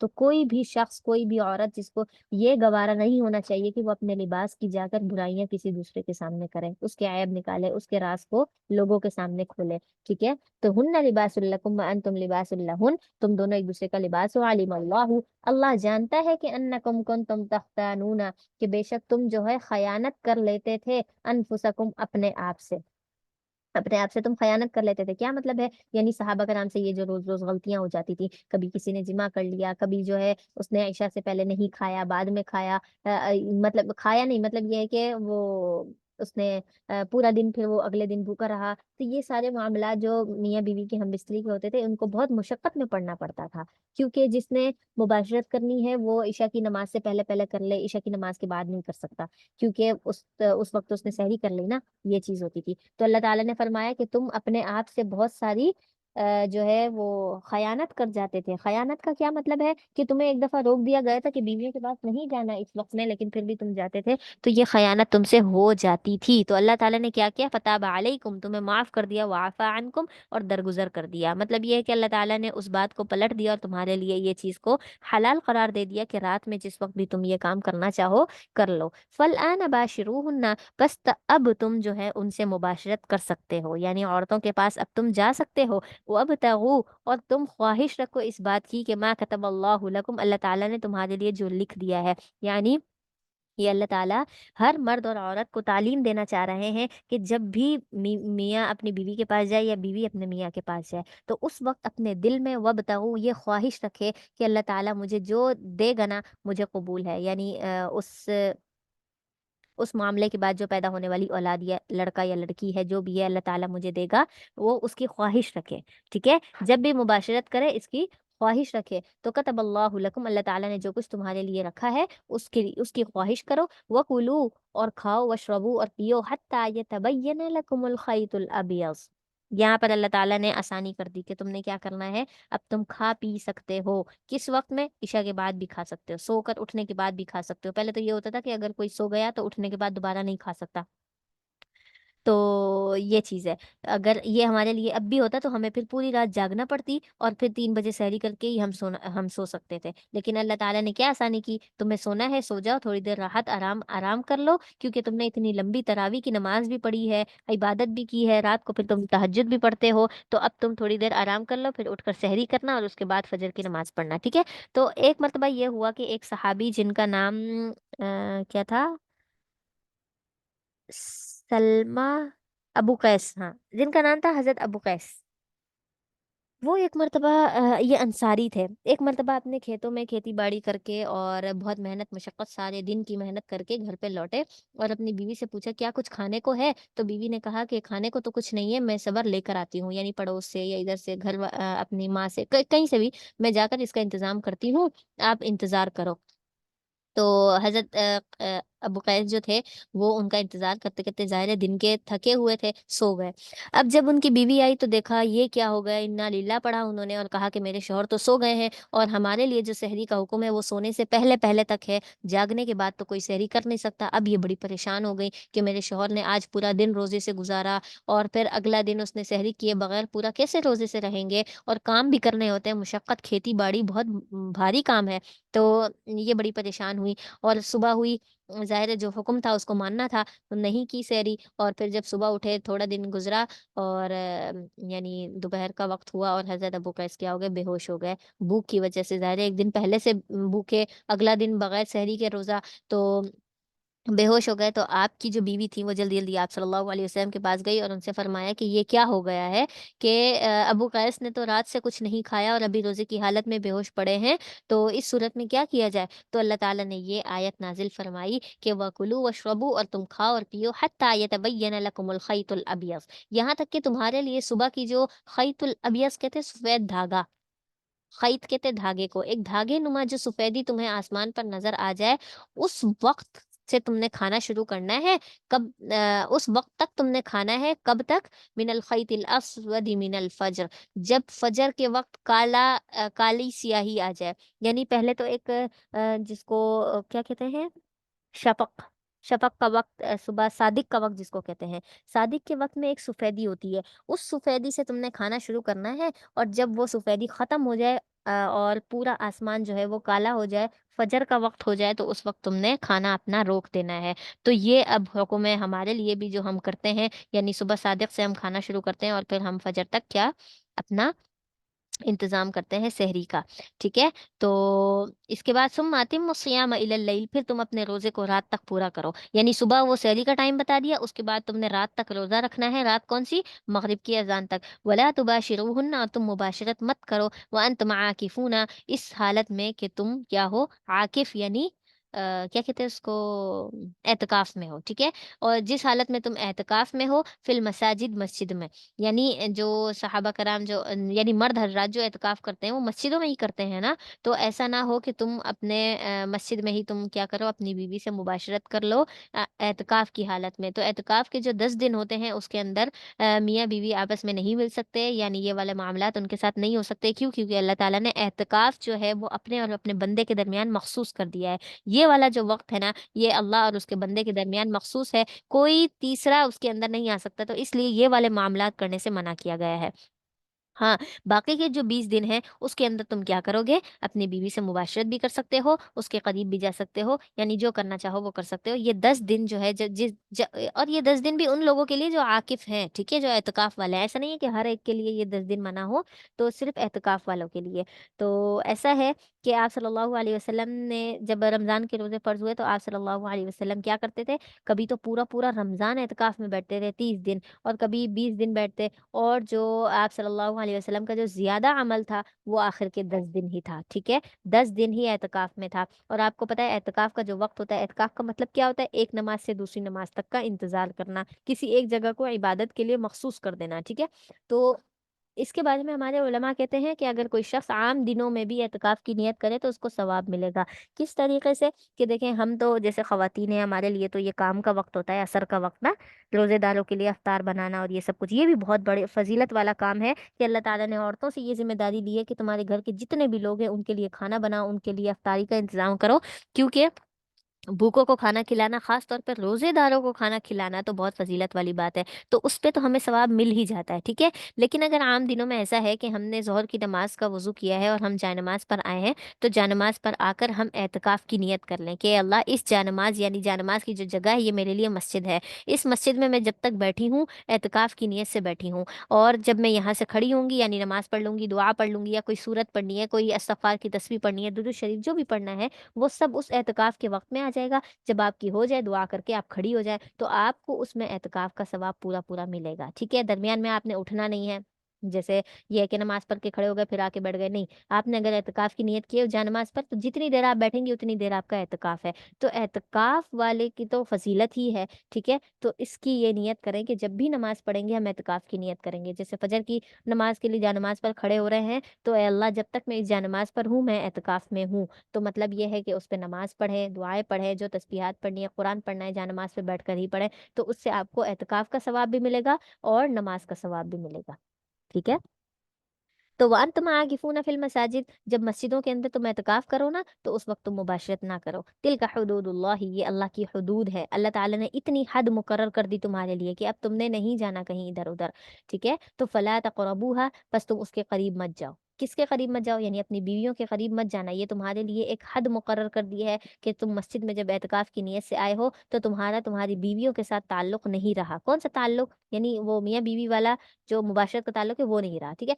कज़ालिक युबय्यिनुल्लाहु, इसी तरह अल्लाह ताला बयान करता है आयातिही, अपने अहकामात को, अपनी निशानियों को, लिन्नासि लअल्लहुम यत्तक़ून, उन लोगों के लिए कि जो डरते हैं। डरने वालों के लिए अल्लाह ताला ने क्या कर दिया है? ये अहकामात को, ये हुदूद को मुकर्रर कर दिया है। वला ताकुलू अम्वालकुम, यहाँ पर जो है उन लोगों के लिए है कि जो क्या करते हैं, किसी का माल नाहक खा लेते हैं, छीन कर गज़ब करके और उसको खा लेते हैं। यानी किसी के माल पर नाहक कब्ज़ा कर लेना, उसकी बात हो रही है। चाहे वो जायदाद हो, किसी का माल-ओ-दौलत हो, कोई भी चीज़ हो, उस पे कब्ज़ा करना, उसको छीन लेना, ये अल्लाह ताला ने यहाँ बयान किया। वला ताकुलू अम्वालकुम, और तुम मत खाओ किसी के माल को, अपने माल को बैनकुम, अपने दरमियान, यानी अपने एक-दूसरे के माल को मत खाओ बिल-बातिल। कैसे मत खाओ? ऐसे एक-दूसरे को तोहफ़े-तोहाइफ देना, किसी को खुशी-खुशी अपने घर बुलाना, दावत करना, उसको खाना खिलाना, वो तो एक अलग चीज़ है, ठीक है? वो तो ज़ियाफ़त और हुकूकुल इबाद में आ जाता है। यहाँ पर अल्लाह ताला ने फरमाया कैसे मत खाना? बिल-बातिल, नाहक तरीके से, नाहक किसी का छीन कर मत खाना। वतुदलू बिहा इलल हुक्कामी, और तुम मत पहुँचाओ, वतुदलू बिहा, और तुम मत पहुँचाओ इलल हुक्कामी, इनको हुक्काम तक। हुक्काम तक मतलब ये है कि यानी इनको तुम इनसे माल ज़ब्त कर लो और फिर तुम्हारा फ़ैसला अदालत को पहुँचे और फिर वहाँ तुम्हें उसकी सज़ा दी जाए। बल्कि नहीं, तुम पहले ही समझ जाओ कि ये तुम्हारा नहीं है। लिताकुलू फ़रीक़ा, ताकि तुम में से एक फ़रीक़ खा ले मिन अम्वालिन नासी, लोगों के माल को, बिल इस्मि, गुनाह के ज़रिए से। अब यहाँ पर जो हुक्काम का मामला है, फ़ैसला करने का मामला है, इसके बारे में आप सल्लल्लाहु अलैहि वसल्लम फरमाते हैं कि मैं भी एक इंसान हूँ। अगर मेरे पास तुम कोई 2 लोग मामला लेकर आते हो और मैं तुम दोनों के दरमियान फ़ैसला करता हूँ, और अगर उस फ़ैसले के दरमियान किसी ने मुझसे बहुत ही, जैसे होता है ना, ज़ोर-ज़ोर से बातें करना, दलाइल अच्छे पेश कर देना, तो अगर कोई मेरे सामने ऐसी बातें करता है कि मैं उसकी बातों में आकर कोई फ़ैसला कर देता हूँ, ठीक है? वैसे तो अल्लाह के नबी अल्लाह ताला के हुक्म के बगैर कोई फ़ैसला नहीं करते थे, लेकिन एक इंसान होने की हैसियत से बता रहे हैं, अगर मैंने कोई नाहक फ़ैसला कर दिया है, किसी की अच्छी-अच्छी बातें सुनकर मैंने उसकी तरफ का फ़ैसला कर दिया है, तो अगर वो शख़्स ख़ामोश रहा और उसने हक़ बात ना बताई, तो फिर उसने अपने लिए क्या कर दिया? आग को दावत दी है, उसने अपने लिए आग को दावत की है, नाफ़रमानी का रास्ता चुना है। इसीलिए तुम क्या करो, अगर मैं कोई गलत फ़ैसला कर दूँ और तुम हकीकत को जानते हो, तो फ़ौरन से वहाँ पर क्या करो, बता दो कि अल्लाह के रसूल, नहीं, फ़ैसला इसका होना चाहिए था, मेरा नहीं होना चाहिए था। ठीक है? तो वहाँ पर तुमने क्या करना है, तुदलु बिहा इलल हुक्कामी, हुक्काम तक, यानी फ़ैसला करने वालों तक ये बात ना पहुँचाओ, और अगर पहुँच जाए तो उसमें इंसाफ़ होना चाहिए। अगर कोई नाहक फ़ैसला कर रहा है, अगर वो काज़ी जो बड़ा है वो नाहक फ़ैसला कर रहा है, तो तुम उसको बताओ। बिल इस्मि, गुनाह के ज़रिए से, यानी नाजायज़ तरीके से कोई फ़ैसला तुम क्या करो, लिताकुलु फ़रीक़म मिन अम्वालिन नास बिल इस्म, के लोगों का माल जो है तुम गुनाह के ज़रिए से मत खाओ। वो और व अंतुम तालमून, हालाँकि तुम जानते हो। यानी ये बात तुम्हें मालूम है कि मैं किसी का नाहक माल ज़ब्त कर रहा हूँ, तो तुम रुक जाओ, बाज़ आ जाओ, उसका माल उसको दे दो। यसअलूनका अनिल अहिल्ला, अब यहाँ जो मसला है वो है चाँद के मुताल्लिक़। ये चाँद जो है शुरू में बारीक होता है, फिर बड़ा होता 14 को क्या हो जाता है, फुल हो जाता है, और फिर उसके बाद 14 के बाद से दोबारा 22 तक क्या, हल्का-हल्का, हल्का-हल्का ख़त्म हो जाता है। यानी कम होना शुरू हो जाता है और फिर उसकी रोशनी भी कम होती है और फिर वो ख़त्म हो जाता है। आखिर के जो 4, 5, 3 दिन हैं, वो क्या होते हैं, उस इन दिनों में चाँद होता ही नहीं है, ठीक है? تو यहाँ पर सहाबा कराम ने आप सल्लल्लाहु अलैहि वसल्लम से चाँद के बारे में पूछा, क्यों? इससे क्या होता था कि चाँद को देखकर ही लोग अपनी तारीख मुकर्रर किया करते थे कि आज चाँद की 2 तारीख है, आज 3 है। तो कोई मामला होता था, कोई फैसला होता था, तो उसमें यही करते थे कि मैं तुमसे आज कर्ज़ लेकर जा रहा हूँ, चाँद की 5 तारीख को दूँगा, चाँद की 12 तारीख को दूँगा। तो चाँद देखकर लोग तारीख का फैसला करते थे। इसी तरीके से अगर कोई इद्दत का, तलाक का मामला है, तो उसमें भी क्या करते थे, जो इद्दत शुमार करनी है, चाँद को देखकर शुमार करनी है कि आज चाँद की ये तारीख है, इस तारीख को हमारी इद्दत शुरू हुई थी और इस तारीख को मेरी इद्दत मुकम्मल होगी। यानी ये जो बहुत अहम-अहम मामलात हैं, ये चाँद के ज़रिए से ही हल होते थे। तो इसीलिए सहाबा ने चाँद के बारे में पूछा, तो आप सल्लल्लाहु अलैहि वसल्लम पर ये आयत नाज़िल हुई, यसअलूनका अनिल अहिल्ला, वो पूछते हैं आपसे अहिल्ला, चाँद के बारे में। अहिल्ला कहते हैं हिलाल, हिलाल कहते हैं नए नए चाँद को, ठीक है? जैसे वो है ना अल्लाहुम्मा अहिल्लहु अलैना बिल-यमनि वल ईमानी, ये चाँद की दुआ है, तो ये नए चाँद देखने की दुआ है कि जब नया चाँद आता है पहली दूसरी तारीख को, तो उसके बारे में कहा ये लोग आपसे नए चाँद के बारे में पूछते हैं। साहबा ने पूछा ना ये क्या शुरू में पतला हो जाता है फिर उससे मोटा, मोटा, मोटा यानी बढ़ता चला जाता है, तो इसके बारे में कुल आप कह दीजिए हिया मवाक़ीतु, ये औक़ात के लिए है लिन्नासी लोगों के, वल हज्जि और हज के, यानी इससे तुम्हें महीनों का पता चल जाएगा कि अब ये वाली तारीख चल रही है, इसी तरीके से ये वाला महीना चल रहा है, ये वाला महीना चल रहा है, तो ये तुम चाँद देखकर अंदाज़ा लगा लोगे।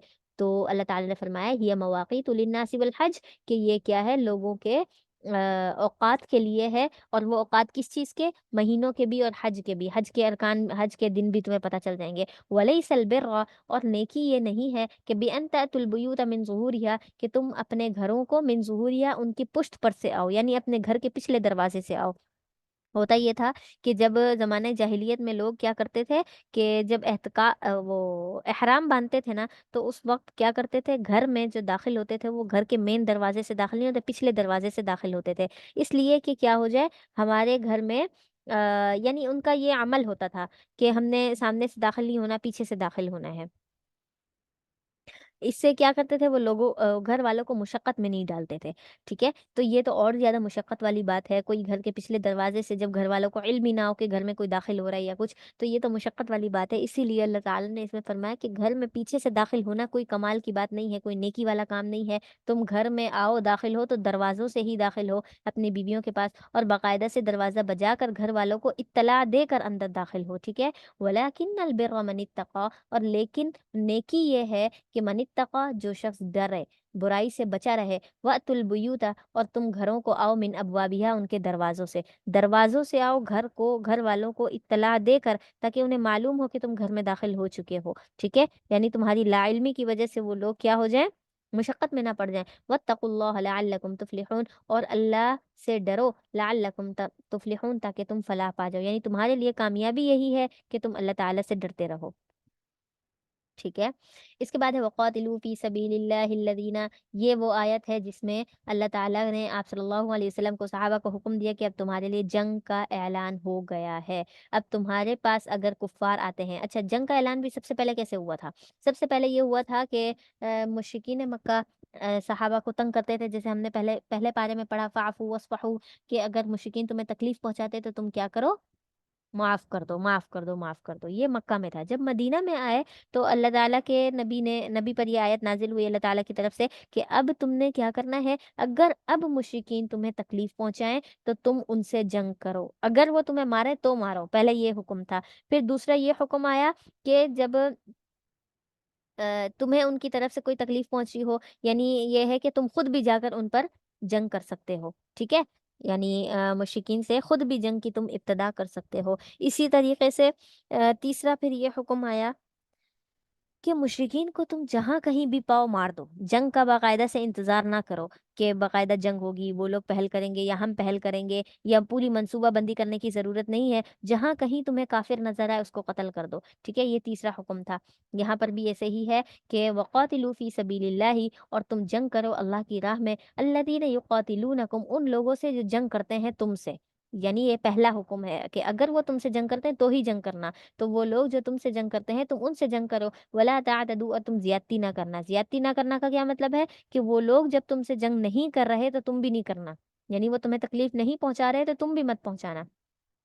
इन अल्लाह ला युहिब्बुल मुअतदीन, बेशक अल्लाह ताला मुअतदीन ज्यादती करने वालों को पसंद नहीं करता। इसके बाद हाँ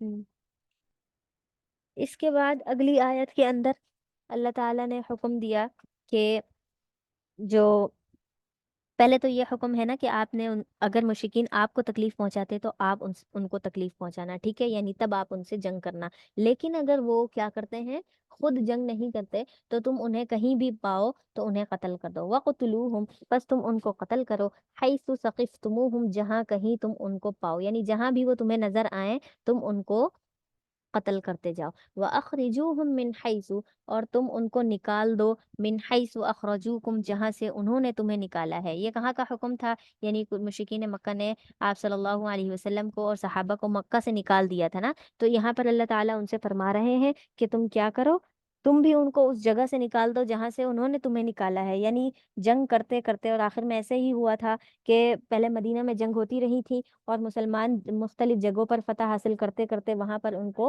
वो जगह मिलती गई थी, कुफार से उन्होंने कब्जा कर लिया था। लेकिन फिर आखिर में जो फतह मक्का हुआ था, वहां पर जो जंग हुई थी मक्का के अंदर, जो लड़ाई आखिरी हुई थी, और उसके बाद मुसलमान वहां पर गालिब आ गए थे। और फिर आप सल्लल्लाहु अलैहि वसल्लम ने सबके साथ अफ़्व दरगुजर का मामला करते हुए उनको माफ कर दिया और ये हुक्म दिया कि तुम आज ही आज यहाँ से मक्का से निकल जाओ, ठीक है। अगर तुम यहाँ रहे तो तुम टैक्स दोगे, अगर टैक्स नहीं दोगे तो फिर हम तुम्हें कत्ल कर देंगे। तो ये उस दिन की बात है कि जब जैसे इन्होंने मुसलमानों को निकाला, अल्लाह ताला ने हुक्म दिया तुम भी इनको मक्का से निकाल दो। वल फितनतु अशद्दु मिनल कत्ल, और फितना ज्यादा बड़ा है कत्ल से, ठीक है। फितना ज्यादा बड़ा है, मतलब ये है कि ये जो कुफार है ना, ये जगह जगह पर क्या करते हैं, फितना फैलाते हैं, लोगों को कुफ्र की तरफ और इनाद की तरफ बुलाते हैं। तो इस वजह से इनको इस फितने से लोगों को बचाने के लिए बेहतर है कि तुम इन्हें कत्ल कर दो, ठीक है। जहाँ कहीं फितना फैल रहा है, कोई शख्स, अभी भी हमारे लिए यही है, हमारे माशरे में अगर कोई ऐसा शख्स है जो फितना फैला रहा है,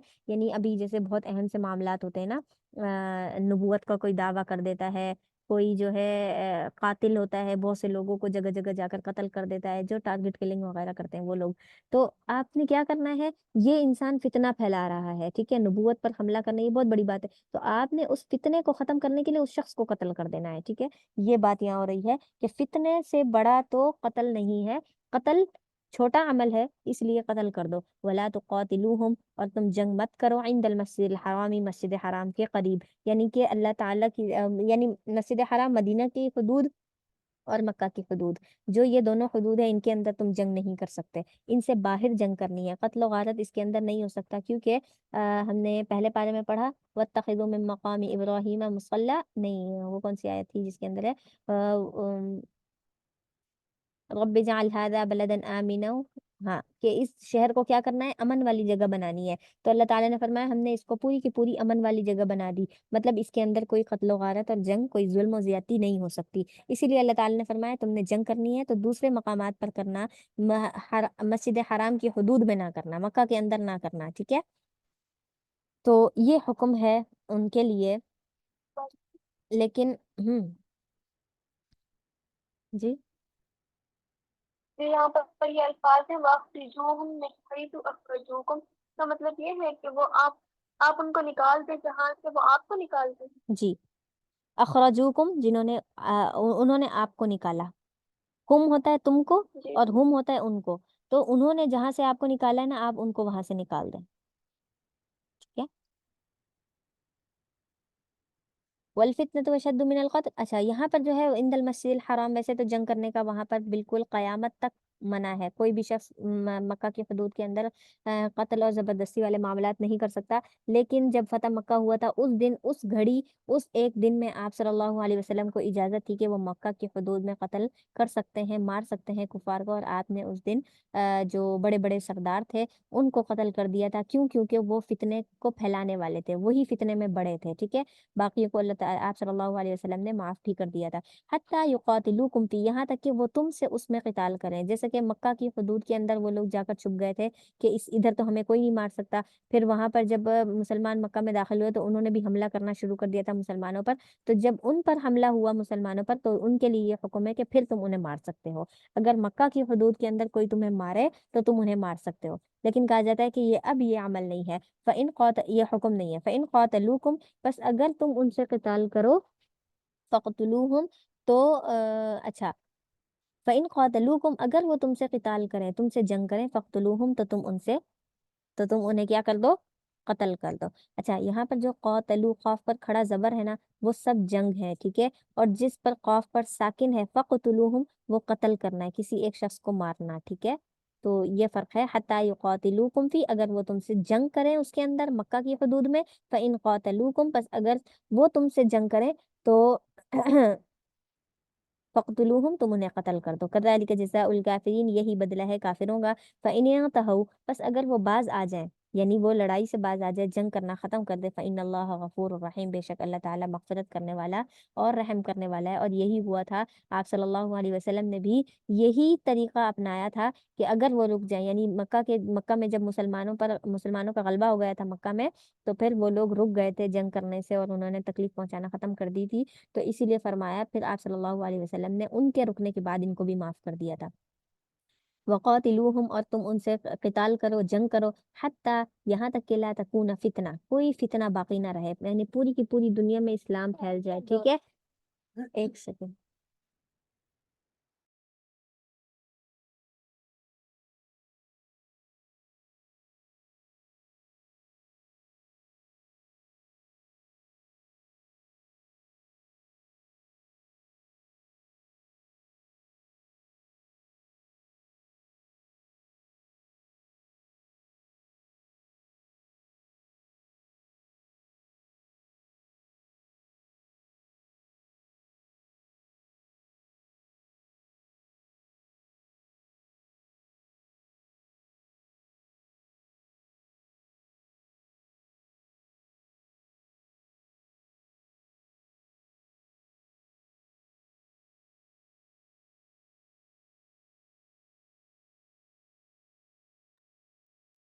اچھا، وقاتلوہم، اور تم ان سے قتال کرو یعنی جنگ کرو.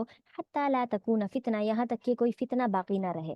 مطلب یہ ہے کہ جہاں کہیں کافر ہیں وہاں فتنہ ہے، تو تم کیا کرو؟ کافروں سے قتال کرو، ان سے جنگ کر کر کے کافروں کا کافروں کو ختم کر دو. اور یہی چیز کہا جاتا ہے کہ حضرت عمر کے دور میں ہوا، کہ حضرت عمر نے اپنے دور میں اتنی جنگیں کی ہیں کہ انہوں نے کفار کو بالکل ختم کر دیا تھا. اور کہا جاتا ہے کہ اگر چند سال مزید حضرت عمر زندہ رہتے تو پھر اس پوری دنیا میں کوئی ایک بھی کافر موجود نہ ہوتا.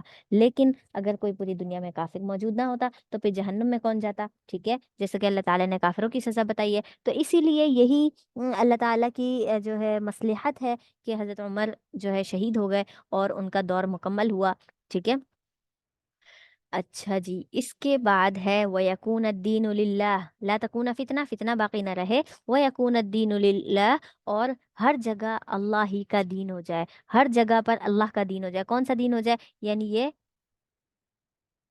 ایمان اور توحید اور رسالت کا پیغام ہو ہر جگہ پر. فَإِنِ انتہوا، بس اگر وہ باز آ جائیں، فلا عدوانہ، تو کوئی زیادتی نہیں ہے ان پر، یعنی ان کے اوپر کوئی زیادتی نہیں کرنی. اگر کوئی شخص ہے وہ مسلمان نہیں ہو رہا اور اس نے جو ہے فتنہ کرنا چھوڑ دیا ہے، لوگوں کو گمراہ کرنا چھوڑ دیا، بس وہ اپنے کام سے کام رکھتا ہے اور جس اسلامی ملک میں وہ رہتا ہے وہاں پر ٹیکس دیتا ہے، یہ سارے معاملات ادا کرتا ہے، تو پھر اب اس کے اوپر کوئی ظلم نہیں ہے. الا علی الظالمین، مگر یہ کہ ظالموں پر. الشہر الحرام.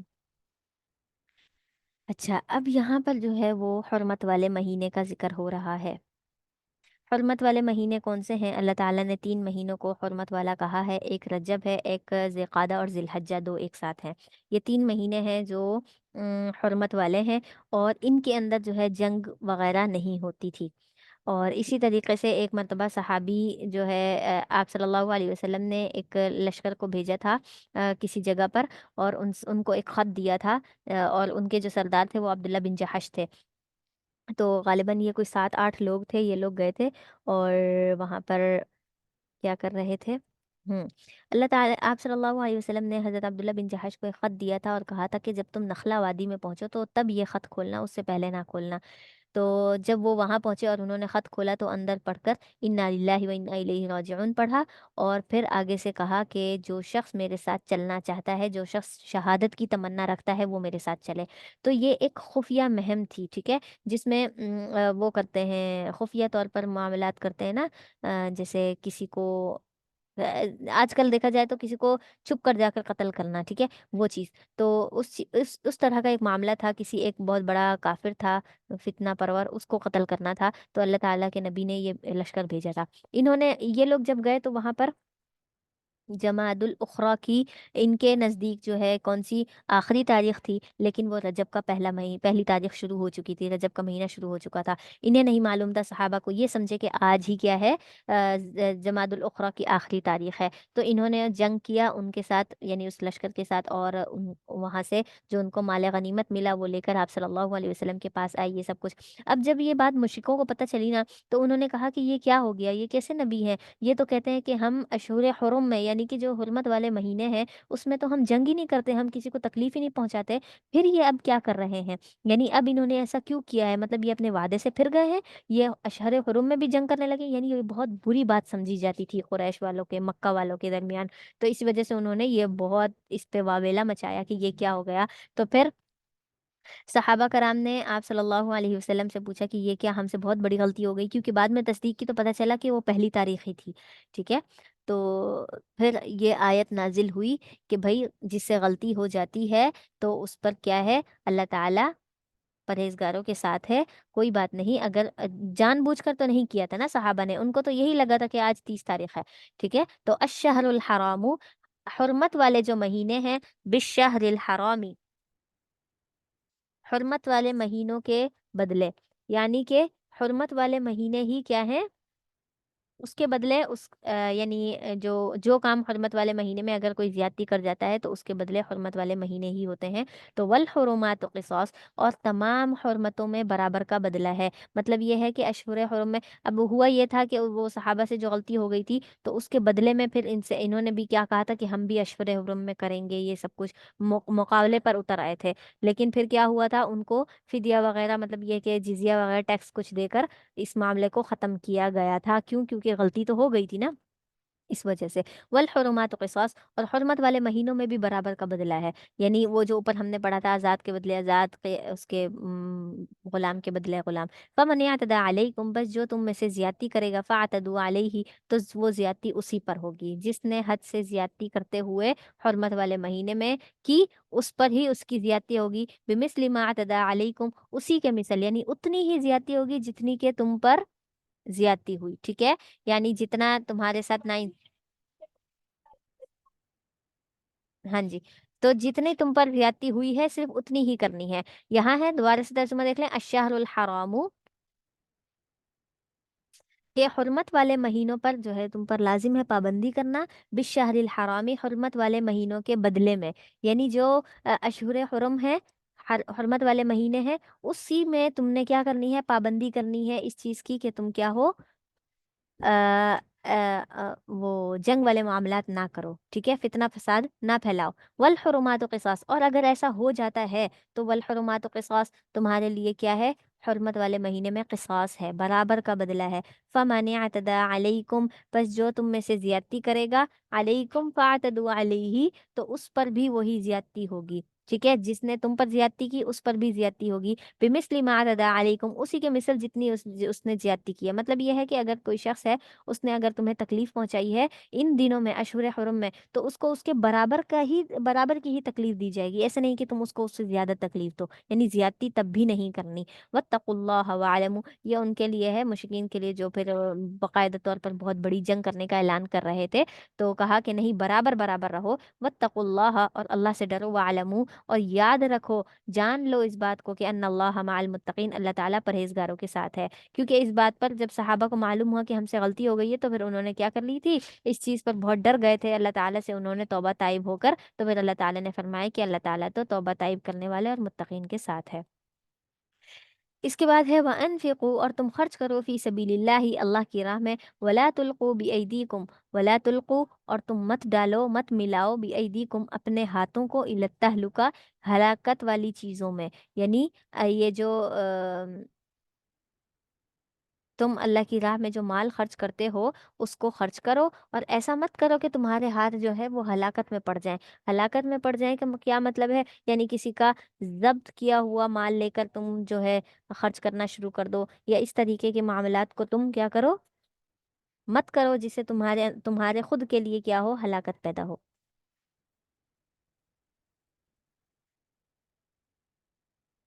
وَأَحْسِنُوا، اور احسان کرو لوگوں پر، ٹھیک ہے، اور لوگوں پر کیا کرو، احسان کرو۔ ہم، اچھا، ان اللہ یحب المحسنین، بے شک اللہ تعالیٰ تو احسان کرنے والوں کی ہی کیا کرتا ہے، محبت کرتا ہے، احسان کرنے والوں کے ساتھ، یعنی جو لوگوں کے ساتھ معاملات اچھے رکھتا ہے اللہ تعالیٰ اسی کے ساتھ ہی اچھا معاملہ کرتے ہیں۔ اچھا، اس کے بعد جو اگلی آیت ہے،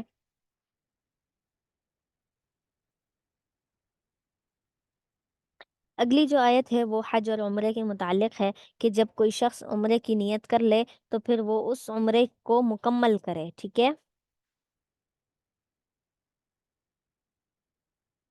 وہ اس عمرے کو مکمل کرے، حج کے ارکان کو مکمل کرے، ایسا نہ ہو کہ درمیان میں اس کو چھوڑ دے، کیونکہ کسی بھی چیز کو اگر پورا نہ کیا جائے نیت کرنے کے بعد، ایسے ہی نماز کا بھی حکم ہے کہ اس کو اگر درمیان میں چھوڑ دیا جائے نماز شروع کرنے کے بعد تو پھر اس کی قضا ہوتی ہے، کیونکہ ایک عمل آپ نے کیا کر دیا ہے، شروع کر دیا ہے۔ تو وَأَتِمُّ الْحَجَّ، اور حج کو پورا کرو، وَالْعُمْرَةَ، اور عمرے کو پورا کرو، فَإِنْ أُحْصِرْتُمْ، اگر تم روکے جاؤ۔ یہ اس وقت کی آیت ہے جب کیا ہوا تھا، آپ صلی اللہ علیہ وسلم اور مسلمان کیا ہو گئے تھے، حج اور عمرے کی نیت سے گئے تھے اور احرام بھی باندھ لیا تھا۔ اب یہاں پر شک و شبہ پیدا ہو گیا کہ اب کیا کریں، کہ بھئی انہوں نے تو اندر داخل ہونے ہی نہیں دیا، عمرہ کرنے ہی نہیں دیا، تو اب ہم کیا کریں، اب ہم کیا کریں، کس کو کیسے پورا کریں؟ تو اسی لیے اللہ تعالیٰ نے فرمایا کہ اب تم کیا کرو، اس کو پورا کرو، نیت تو تم نے پوری کر لی، اب عمرے کا جب احرام باندھ لیتے، حج کا احرام باندھ لیتے تو حلال کیسے ہوتے ہیں؟ حلال قربانی کر کے، حلق کر کے حلال ہوتے ہیں، یعنی بال کاٹنے کے بعد اور قربانی کرنے کے بعد، تو اس لیے فرمایا کہ اس کو پورا کرو۔ فَإِنْ أُحْصِرْتُمْ، پس اگر تم روک دیے جاؤ، کس وجہ سے، یعنی کوئی بیماری لاحق ہو گئی، یہ تمہارے اوپر دشمنوں نے وہ کر دیا ہے اور تم نہیں جا سکتے آگے، تو فَمَسْتَيْسَرَ مِنَ الْهَدِي، تو جو بھی تمہیں میسر ہو، فَمَسْتَيْسَرَ، جو بھی تمہیں میسر ہو، من الہدی، قربانی میں سے، قربانی جس چیز کی تم کر سکتے ہو وہ کرو، وَلَا تَحْلِقُوا رُؤُوسَكُمْ، اور تم مت منڈواؤ اپنے سروں کو، یعنی سر کے بال نہ کٹواؤ، حَتَّى يَبْلُغَ الْهَدْيُ مَحِلَّهُ، یہاں تک کہ قربانی کا جانور جو ہے وہ محلہ، اپنی جگہ پر پہنچ جائے۔ تو مطلب یہ ہے، کیا بتایا آپ نے؟ فمستیسرا، جو چیز میسر ہو، تمہیں آسانی کے ساتھ مل جائے کوئی چیز، بس جو چیز تمہیں مل جائے، من الہدی، قربانی کے جانور میں سے، قربانی کے جانور میں سے تمہیں جو چیز مل جائے تم اسی کا کیا کر لو، قربانی کر لو۔ اچھا، ایسا ہوتا تھا کہ بعض لوگ کیا کرتے تھے، احرام باندھ لیا کرتے تھے اور مکہ میں جا کر عمرہ کرنا اور جو باقی سارے ارکان تھے وہ کر لیتے تھے، کیونکہ قربانی تو آخر میں کرنی ہے نا، حلال ہونے کے لیے، تو پھر کیا کرتے تھے، قربانی کا جانور خرید لیتے تھے اور اس کو جو ہے پیچھے اپنے کسی کو بول دیتے تھے کہ میرا جانور تم اس دن یہاں پہنچا دینا، جب میں کیا ہو جاؤں گا، اس سے حلال ہو جاؤں گا، یعنی عمرے کے باقی ارکان، حج کے باقی ارکان کر لوں گا، تو میرا جانور بھی وہاں پہنچ جائے، پھر میں اس کی قربانی کروں گا۔ تو اب یہ ہوتا تھا کہ بعض مرتبہ کہ اس وقت جو ہے دشمنوں کا خوف ہوتا تھا، ٹھیک ہے، اور اس وجہ سے تو قربانی کا جانور وقت پر وہاں نہیں پہنچ سکتا تھا، تو پھر یہ لوگ کیا کرتے تھے، اگر غلطی سے کوئی جو ہے کہتا تھا کہ جب تک میرا جانور آ جائے تب تک میں جو ہے سر منڈوا لوں، بال کٹوا لوں، تو ایسا نہیں ہے، اللہ تعالیٰ نے فرمایا پہلے قربانی بعد میں بال منڈوانا، کیونکہ آپ کو پتہ ہے احرام کی حالت میں ہمارے بال نہیں ٹوٹنے چاہیے، کوئی گنجا نہ ہو، کوئی بال نہ کٹوائے، تو یہ ساری چیزیں دیکھنی ہوتی ہیں۔ اگر قربانی کر کے ہم اپنے احرام کو ہم نے کھولا ہی نہیں، ہم حلال ہی نہیں ہوئے، تو ہم اپنے بال کیسے کاٹ سکتے ہیں، ٹھیک ہے، تو اسی لیے فرمایا کہ اگر تمہارا جانور جہاں سے آنا تھا اور وہ قربانی والی جگہ پر ابھی تک نہیں پہنچا ہے، تو تب تک تم کیا کرو، वहां पर जो मौजूद जानवर है वहां से कोई जानवर लेकर खरीद कर तुम हदी हदी कर दो, यानी कुर्बानी कर दो। मतलब यह है कि मक्का की हदूद में जहाँ जहाँ पर मतलब कुर्बानी करते हैं ना, आखिरी, तो वहां पर तुम वहीं से ही जानवर खरीद कर वहीं पर तुम कुर्बान कर दो। फमन कान मिनकुम मरीज हो, बस तुम में से जो शख्स मरीज हो, औ बिही अदम मिन रअसिही, या जिसके सर में कोई बीमारी हो, फफिदियतुन, तो उसके लिए फिदिया है। यानी किसी के सर में होता है ना कि बहुत सारी, एक सहाबी थे उनके सर में बहुत सारी जुएं थी, तो उन्होंने अल्लाह के नबी से रुख्सत मांगी थी कि ये जुएं मुझे बड़ा परेशान कर रही हैं, क्योंकि उनके एहराम के दिनों में ही वो बाल बढ़ गए थे बहुत ज़्यादा। क्योंकि एहराम के वातिमुल हज वल उम्रा, यहाँ हज और उम्रे को पूरा करो का क्या मतलब है कि अपने घर से, अपने मिकात से ही, जो हमारा मिकात बनता है उसी से तुम एहराम बांध कर आओ। तो वो जो मदीना से ही एहराम बांध कर सहाबा खुशी से निकलते थे, तो मदीना से मक्का के दरमियान पैदल घोड़े पर इस तरीके से आ आकर उनका सफ़र बहुत लंबा हो जाया करता था। तो उस वजह से उनके बाल बहुत बढ़ गए थे, तो उन्होंने कहा ये जुएं मुझे बहुत परेशान करती हैं, ये सर में कभी ऐसा होता है दाने निकल आते हैं या कोई ऐसा मसला। तो उस पर आप सल्लल्लाहु अलैहि वसल्लम ने इजाज़त दे दी थी कि ठीक है, तुम वक्त से पहले जो है, कुर्बानी से पहले जाकर तुम क्या कर लो, हाँ अरकान पूरे कर लिए लेकिन कुर्बानी नहीं हुई, तो उससे पहले पहले जाकर तुम अपना सर मुंडवा लो। तो इस तरीके से सहाबा ने ये अमल किया। तो उसके बाद क्या करते थे वो, फफिदिया तुम मिन सियामिन, फिर फिदिया देते थे। जल्दी सर मुंडवाने की वजह से फिदिया हो गया, कि वो क्या है, मिन सियामिन, रोजे रखे, या सदक़तिन। अब रोजे कितने हैं ये आगे हम पढ़ेंगे। रोजे रखे या सदका दे, सदका कितना है वो भी उसकी मुकर्रर मियाद है, मतलब मुकर्रर जो उसकी क्या कहते हैं मकदार है, या कुर्बानी करे। कुर्बानी का मतलब ये है कि जो उसने पहले कर लिया तो उसको उसके बदले में फिदिया के तौर पर कुर्बानी की जाती है ना, कोई बकरी मेंढा वगैरह लेकर ज़िबा किया जाता है। फिदा अमिन तुम, बस अगर तुम्हें अमन नसीब हो, अमन नसीब हो, अमन का मतलब ये है कि तुम्हें कोई परेशानी ना हो वापस मक्का जाने और सॉरी वापस जो है अपने घर जाने और आने की, तो तुम क्या करो, फमन तमत्ता। अच्छा, ये उस वक्त की बात थी, ये उस वक्त की बात थी, फमा अमिन तुम, फ़इज़ा अमिन तुम, सॉरी, कि तुम्हें जो है अमन मिले अगर तुम्हें वापस जाने और आने में, तो उस सूरत में तुम क्या करोगे, एक ही हज और एक ही उम्रा करो तो सही है। लेकिन अगर तुम्हें ऐसा मसला है, तुम वापस जाओ वापस आओ, और दरमियान में तुम्हें दुश्मनों का खौफ हो, वो तुम्हें दोबारा नहीं आने देंगे, जैसे मुशरिकीन मक्का दाखिल नहीं होने दे रहे थे, तो उस वक्त तो तुम क्या करो, फमन तमत्ता बिल उम्रती, तो वो क्या कर ले, तमत्ता, फायदा उठा ले, बिल उम्रती, उम्रे के साथ, इलल हज, हज आने तक। यानी अगर तुम्हें ये खौफ हो कि मैं उम्रा करने आया हूँ और वापस चला जाऊं, फिर आऊंगा हज के दिनों में हज करने, क्योंकि हज के तो मखसूस दिन है ना, हज के दिनों में तो उम्रा होता नहीं है। उम्रा पहले आगे, बाकी बाकी सारे जो कितने महीने होते हैं, 11 महीने होते हैं, उसमें उम्रा होता है, बाकी 3 महीने जो होते हैं उसमें हज की तारीखें होती हैं। तो अगर तुम उम्रा करने आओ और वहां से तुम वापस जाओ, फिर तुम्हें खौफ हो कि ये दुश्मन, या रास्ता जो है बहुत लंबा है, मुझे वापस आना मुमकिन नहीं है, तो तुम क्या करो, उम्रा करने के बाद इंतजार करो, हज के दिन आ जाए, फिर हज का एहराम बांध लो। ठीक है, उम्रा पूरा करने के बाद उसकी कुर्बानी करो, और फिर उसके बाद एहराम खोल दो, एहराम खोलने के बाद फिर हज की नियत से दोबारा एहराम बांध दो। ठीक है, इसको कहते हैं तमत्तु करना, फायदा उठाना, यानी एक उम्रे की नियत से आया बंदा लेकिन हज करके भी गया, तो ये फायदा हो गया। फमस्तैसर मिनल हदी, बस जो मयस्सर हो तुम्हें, जो आसानी से मिल जाए कुर्बानी में से। फमन लम यजिद फसियामु, यहाँ पर हदी का मतलब ये है कि उम्रा करने के बाद तुमने कुर्बानी कर ली, जो तुम्हें आसानी से वहां पर मिल गई। ठीक है, अपने आप को मुशक्कत में नहीं डालो, बस कुर्बानी कर लो कोई सी भी जो तुम्हें आसानी से मिल जाए, और उसके बाद हज का एहराम बांध लो। फमन लम यजिद फसियामु, बस जो ना पाए, किस चीज को ना पाए, कुर्बानी को, यानी कोई अगर शख्स है बहुत ही क्या कहते हैं उसके पास पैसे नहीं है, माल की कमी है, और वो कुर्बानी ले भी नहीं सकता, और जो उसने पहले लेकर रखी थी हज पर जाने से पहले, और उस वक्त उसको क्या हुआ कि वो कुर्बानी उसको उसकी जगह पर वक्त पर नहीं मिली, मतलब ये है कि हलाल होने के लिए उसको कुर्बानी उस तक पहुंच नहीं पा रही है, तो वो क्या करे, दूसरी नहीं खरीद सकता, तो फमल्लम यजिद, पस जो कुर्बानी को ना पाए, फसियामु, तो वो रोजे रख ले, सलासती अय्यामिन, 3 दिन, 3 दिन रोजे रखे। कौन से 3 दिन, यानी वो जो हज से जो हम फारिग होते हैं, कौन से, कौन कब फारिग होते हैं,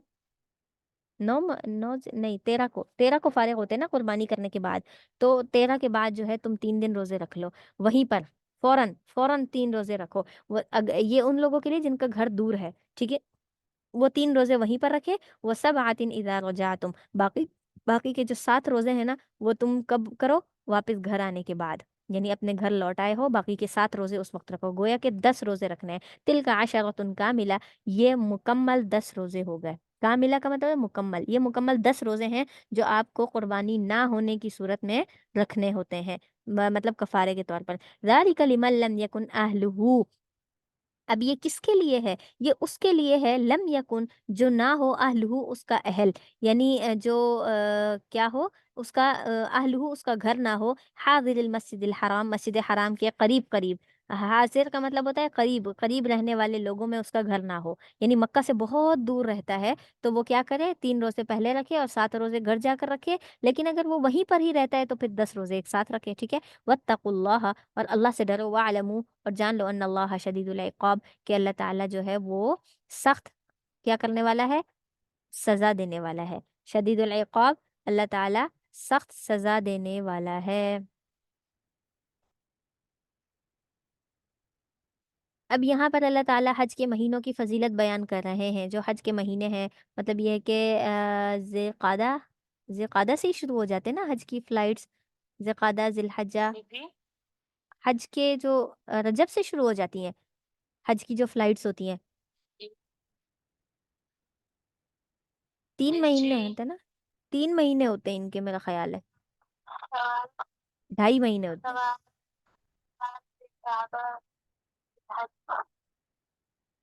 رجب، شعبان، رمضان، اچھا شوال، ذی القعدہ اور ذی الحج، ٹھیک ہے ٹھیک ہے ٹھیک ہے، یعنی شوال یہ جو عید الفطر ہوتی ہے اس کے بعد سے ہی جو ہے اس کا وقت شروع ہو جاتا ہے، ہاں ذی الحجہ کے 10 دن ہوتے ہیں، یعنی 13 کو قربانی کر کے فارغ ہوتے ہیں، ٹھیک ہے۔ تو ان دنوں کی اللہ تعالیٰ کیا کر رہے ہیں، فضیلت بیان کر رہے ہیں۔ الحج، حج جو ہے اشہر معلومات، وہ ایسے مہینے ہیں معلومات جو جانے پہچانے ہیں، کچھ کہہ رہی ہیں؟ جی جی جی معذرت کرتی ہوں، یہ جو اوپر کا ترجمہ ہے نا 3 ایام سے، یہ تھوڑا سا مجھے بتا دیں تفصیل اس کی، 3 ایام، یہ مجھے سمجھ نہیں آئی۔ 3 ایام کے جو روزے رکھتے ہیں، اچھا یہ اس شخص کے لیے ہے جس کے پاس، جس نے قربانی کا انتظام پہلے سے کیا ہو، لیکن جب اس کو احرام کھولنے کا وقت ہے اور قربانی کرنی ہے، اس وقت اس کے پاس وہ جانور نہیں پہنچا، یعنی پیچھے راستے میں تھا، آ رہا تھا، نہیں پہنچا، اور وہ اتنا جو ہے عیال وہ ہے کیا کہتے ہیں غریب ہے، وہ دوبارہ وہاں پر جانور نہیں خرید سکتا، ٹھیک ہے، تو اس کے لیے یہ ہے کہ وہ 10 روزے اس نے رکھنے، ٹھیک ہے۔ تو 10 روزے کس طریقے سے رکھے گا؟ اگر وہ مکہ سے دور رہتا ہے، جیسے ہمارے لیے، ہم یہاں پاکستان میں رہتے ہیں مکہ سے آ کر، تو ہم وہاں پر 3 روزے رکھیں گے، اور جب واپس گھر لوٹ کر آئیں گے تو باقی کے 7 روزے رکھیں گے، لیکن اگر کوئی وہیں رہتا ہے مکہ مدینہ میں، اس کی وہیں پر ہی رہائش ہے، تو وہ لگاتار 10 روزے رکھے گا، ٹھیک ہے۔ تل کا عشرۃ کاملہ، یہ 10 دن ہے، اللہ تعالیٰ نے فرمایا روزے جو ہیں وہ 10 دن ہے، سمجھ آ گئی آپ کو؟ فرض ہے، یہ فرض ہے۔ فرض، یہ کفارہ ہے، کفارہ یہ لازم ہے، ضروری ہے، اس کو نہیں چھوڑ سکتے، اگر ہم نے یہ روزے چھوڑ دیے تو پھر سمجھے کہ ہم نے حج ہی نہیں کیا، ہمارے حج کے ارکان پورے نہیں ہوں گے، یہ قربانی کی جگہ پر 10 روزے ہیں، یا تو قربانی کریں یا 10 روزے رکھیں، تبھی حج پورا ہوگا، جی۔ اچھا، یہ جو حج کے ہیں اشہر معلومات، یہ جو مہینے ہیں معلومات، یہ جانے پہچانے ہیں، یعنی ہم سب کو معلوم ہے حج کے دن کون کون سے ہیں، کیوں؟ کیونکہ اس میں تو جہاں بھی دیکھیں مسلمانوں میں نا یہ خوشیاں آئی ہوتی ہے، ماشاءاللہ یہ حج پہ جا رہا ہے، وہ حج پہ جا رہا ہے، ویسے ہی پتہ چل جاتا ہے کہ حج کے دن شروع ہو چکے ہیں۔ فمن فرض فیہن الحج، فمن فرض، بس جو عزم کر لے، فرض کر لے اپنے اوپر، یعنی اپنے اوپر لازم کر لے کہ میں نے تو حج کرنا ہی ہے، مطلب یہ ہے کہ فرض کہ جس پر لازم ہو جائے، یعنی اس کی فلائٹ آ جائیں، وہ احرام باندھ لے، تو اب کیا کرے، فیہن الحج، ان مہینوں کے اندر وہ حج کرنے کا ارادہ کر لے، فلا رفث، تو اس کے لیے جائز نہیں ہے رفث، ابھی جو ہم نے اوپر پڑھا تھا کہ مباشرت کرنا، یعنی عورت اور مرد کے جو معاملات ہوتے ہیں اس کو کہتے ہیں، ٹھیک ہے۔ فلا رفث، نہ ہی وہ اس شہوت والی باتیں کرے گا، ولا فسوق، اور نہ ہی کوئی برا کام کرے گا، یعنی گناہوں والے، برائی والے کوئی کام حج کے دنوں میں نہیں ہوں گے، ولا جدال فی الحج، اور نہ ہی حج کے دنوں میں اس نے جھگڑا کرنا ہے، جدال کہتے ہیں لڑائی جھگڑے کو، ان دنوں میں لڑائی جھگڑا بھی نہیں ہوگا، وما تفعلوا من خیر، اور جو تم کرو گے من خیر، وہ بھلائی کے کام، یعلمہ اللہ، اللہ تعالیٰ اسے جان لے گا، یعنی بھلائی اور نیکی والے جو بھی کام ان دنوں میں تم کرو گے نا، چھوٹی چھوٹی سی نیکی بھی اللہ تعالیٰ کیا کرے گا، جان لے گا۔ وتزودوا، اور تم زیادہ راہ ساتھ لے لیا کرو۔ زیادہ راہ کا مطلب یہ ہوتا ہے کہ اپنے کھانے پینے کی چیزیں سفر میں، اور وہاں جانے کے لیے جتنے دن آپ کے حج کے ہیں، آپ نے وہاں رہنا ہے، اتنے دن کی قیمت پیسے اپنے ساتھ رکھ لینا، اپنی ضرورت کی چیزیں اپنے ساتھ رکھ لینا، اس کو کہتے ہیں تزودو۔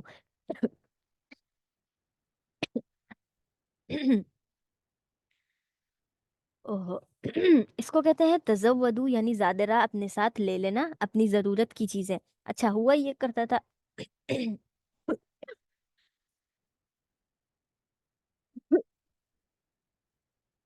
ہوتا یہ تھا کہ جب پتہ نہیں دو صحابی تھے غالباً، کوئی جو کیا کرتے تھے، انہوں نے یہ کیا کہ حج کے لیے نکلے، لیکن انہوں نے اپنے ساتھ کوئی سامان نہیں لیا۔ انہوں نے کہا کہ ہم تو اللہ کے مہمان بن کر جا رہے ہیں، اللہ تعالیٰ ہمیں کھلائے گا پلائے گا، وہاں پر ہمیں رہائش دے گا۔ تو اس بات پر جب وہ لوگ آگے گئے تو ان کے پاس تو کھانے پینے کا کچھ تھا ہی نہیں۔ اب جب بھوک لگی تو انہوں نے باقی حاجیوں سے جو ساتھ جا رہے تھے ان سے مانگنا شروع کر دیا کہ ہمیں بھوک لگی ہے، کھانا وغیرہ انتظام۔ تو اس پر آپ صلی اللہ علیہ وسلم نے فرمایا تم نے زیادہ راہ ساتھ کیوں نہ لیا؟ تو انہوں نے کہا ہمیں تو اللہ تعالیٰ پر بھروسہ تھا کہ اللہ تعالیٰ ہمیں کھلائے گا پلائے گا۔ انہوں نے کہا بھروسہ ایک چیز ہے، تم اللہ پر یقین رکھو، لیکن ساتھ ہی ساتھ تم اس کی کوشش بھی تو کرو نا۔ اب ایسا نہیں ہے کوئی انسان ہاتھ پہ ہاتھ رکھ کے صبح شام جو ہے بیڈ پہ بیٹھ جائے اور بولے کہ اللہ تعالیٰ تو کھلانے والا ہے، وہ تو مجھے بیڈ پہ لا کر کھلائے گا۔ وہ کھلائے گا ضرور، لیکن جو تم کوشش کرو گے اس کوشش کے بدلے تم اچھا کھا لو گے، ٹھیک ہے؟ تو اسی لیے تزودو، زیادہ راہ اپنا ہمیشہ ساتھ لے کر چلنا ہے، لوگوں کے لیے مشقت نہیں بننا، اپنے آپ کو لوگوں پر حاوی نہیں کرنا۔ فإن خیر الذات التقوی، بے شک جو بہترین زیادہ راہ ہے نا وہ کیا ہے؟ تقوی ہے، پرہیزگاری ہے۔ اسی چیز کو لے کر صحابہ نے کیا کیا، ان دو صحابہ نے جو عمل کیا کہ بہترین تو تقوی ہے، ہم تو ڈرتے ہوئے تقوی اختیار کرتے ہوئے ہم کیا کریں؟ حج کرنے جا رہے ہیں۔ تو آپ نے فرمایا تقوی وہ بہترین ہے، تمہارے دلوں میں خوف اور پرہیزگاری ہونی چاہیے، لیکن ساتھ ہی ساتھ اپنی ضروریات کا خیال رکھنا یہ ہر ایک پر لازم ہے، ٹھیک ہے؟ اپنی ضروریات کا بھی کیا کرو؟ خیال رکھو۔ واتقون یا اولی الالباب، اور مجھ سے ڈرو اے عقل والو، جو بھی عقل رکھتا ہے وہ اللہ تعالیٰ سے ڈرے۔ لیس علیکم جناح، تم پر کوئی حرج نہیں ہے، کوئی گناہ نہیں ہے، ان تبتغوا فضلا من ربکم، کہ تبتغوا کا مطلب ہے تلاش کرنا، کہ تم تلاش کرو فضلاً، اللہ کے فضل کو، من ربکم، اپنے رب کی طرف سے، اپنے رب کی طرف سے تم کیا کرو؟ فضل کو تلاش کرو۔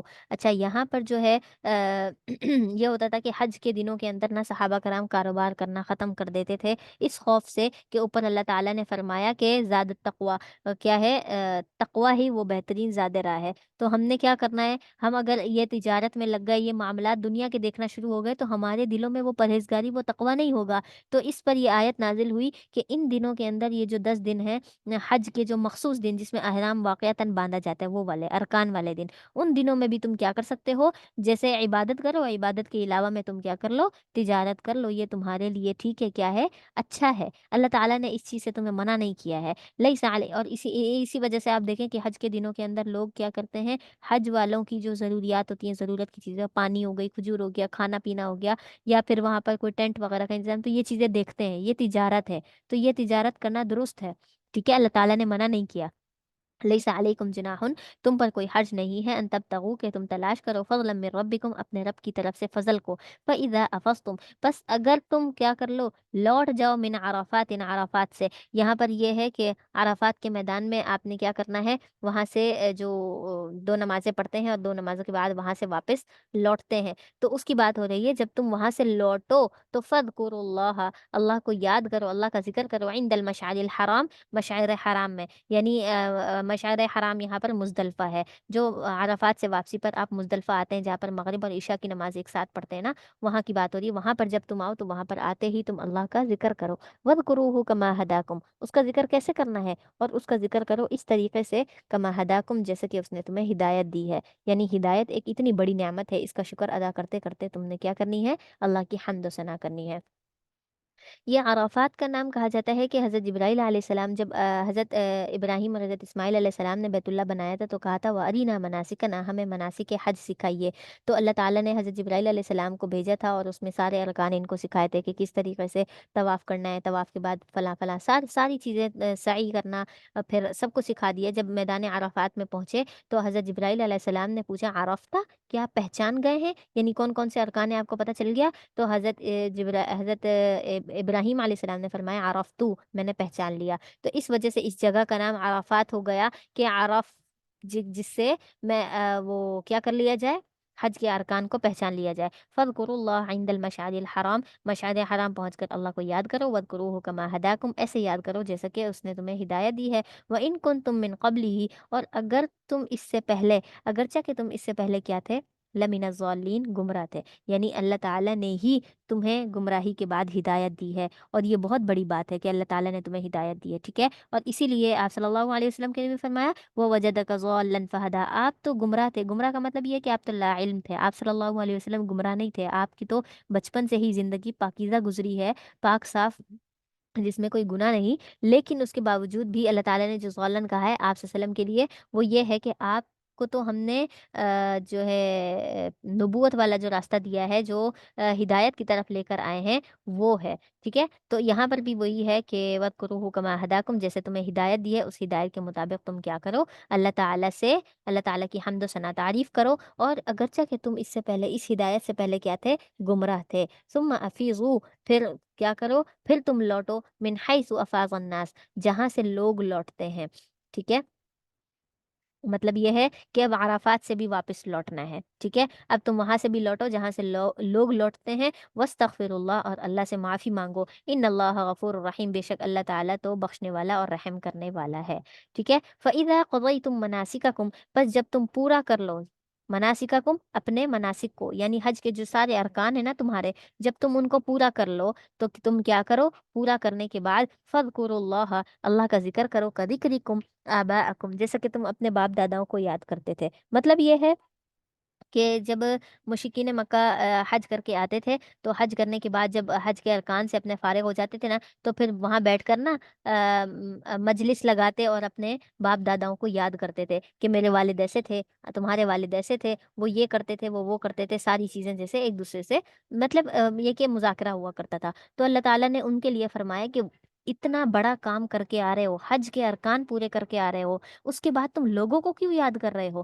تم کیا کرو، اللہ کو یاد کرو، فَاذْكُرُوا اللَّهَ، اللہ کو یاد کرو، كَذِكْرِكُمْ آبَاءَكُمْ، اسی طرح یاد کرو جیسے اپنے باپ داداؤں کو یاد کرو، اتنی شدت کے ساتھ، او اشد ذکر، یا اس سے بھی زیادہ یاد کرو، ماں باپ کو اپنے بڑوں کو جتنا یاد کرتے ہو نا، اس سے بھی زیادہ اللہ کو یاد کرو۔ فَمِنَ النَّاسِ، پس لوگوں میں سے من یقول، جو یہ کہہ دے، ربنا آتنا، اے ہمارے رب، ہم کیا ہو گئے، آتنا، ہمیں دے دے، فی دنیا، دنیا میں بھی کیا دے دے، ہمیں دنیا دے دے۔ جو لوگ حج پورا کرنے کے بعد اللہ تعالیٰ سے دنیا مانگتے ہیں نا، تو اللہ تعالیٰ فرماتے ہیں وَمَا لَهُ فِي الْآخِرَةِ، ان کے لیے آخرت میں من خلاق کوئی حصہ نہیں، آخرت میں ان کو کچھ نہیں ملے گا۔ وَمِنْهُم مَن يَقُولُ، اور ان میں سے بعض لوگ ایسے ہیں جو کہتے ہیں، من یقول، جو کہتے ہیں، ربنا آتنا، اے ہمارے رب ہمیں دے دیجئے، فی الدنیا حسنہ، دنیا میں بھی بھلائی دے دیجئے، وفی الآخرۃ حسنہ، اور آخرت میں بھی ہمیں کیا دے دیجئے، حسنہ یعنی بھلائی، دنیا میں بھی ہمیں بھلائی چاہیے اور آخرت میں بھی بھلائی چاہیے، ہم صرف دنیا نہیں چاہتے، ہم آخرت کو چاہتے ہیں۔ تو اللہ تعالیٰ نے فرمایا وقنا عذاب النار، اور ہمیں آگ کے عذاب سے بھی بچا لے، یعنی جس نے دنیا بھی مانگی، دنیا میں بھی اچھا مانگا، آخرت میں بھی اچھا مانگا، اور آخرت میں جو عذاب ملنے والا ہے وہ اس سے بھی پناہ مانگی، تو اللہ تعالیٰ فرماتے ہیں اولئک لہم نصیب، یہی وہ لوگ ہیں جن کے لیے نصیب یعنی کہ حصہ ہے، مما کسبوا، جو انہوں نے کمایا، یعنی انہوں نے یہ جو دعا کی، جو مغفرت کی اور نیک اعمال کیے، اس کے بدلے اللہ تعالیٰ انہیں کیا دے گا، بدلہ دے گا۔ واللہ سریع الحساب، اور اللہ تعالیٰ تو بہت جلدی حساب دینے والا ہے، حساب جلدی چکا دیتا ہے، یعنی نیکوں کو نیکی کا بدلہ، برائی کا بدلہ برائی سے، یعنی اللہ پاک کسی کا بدلہ اپنے پاس نہیں رکھتے، اللہ تعالیٰ فوراً بدلہ دیتے ہیں، ٹھیک ہے۔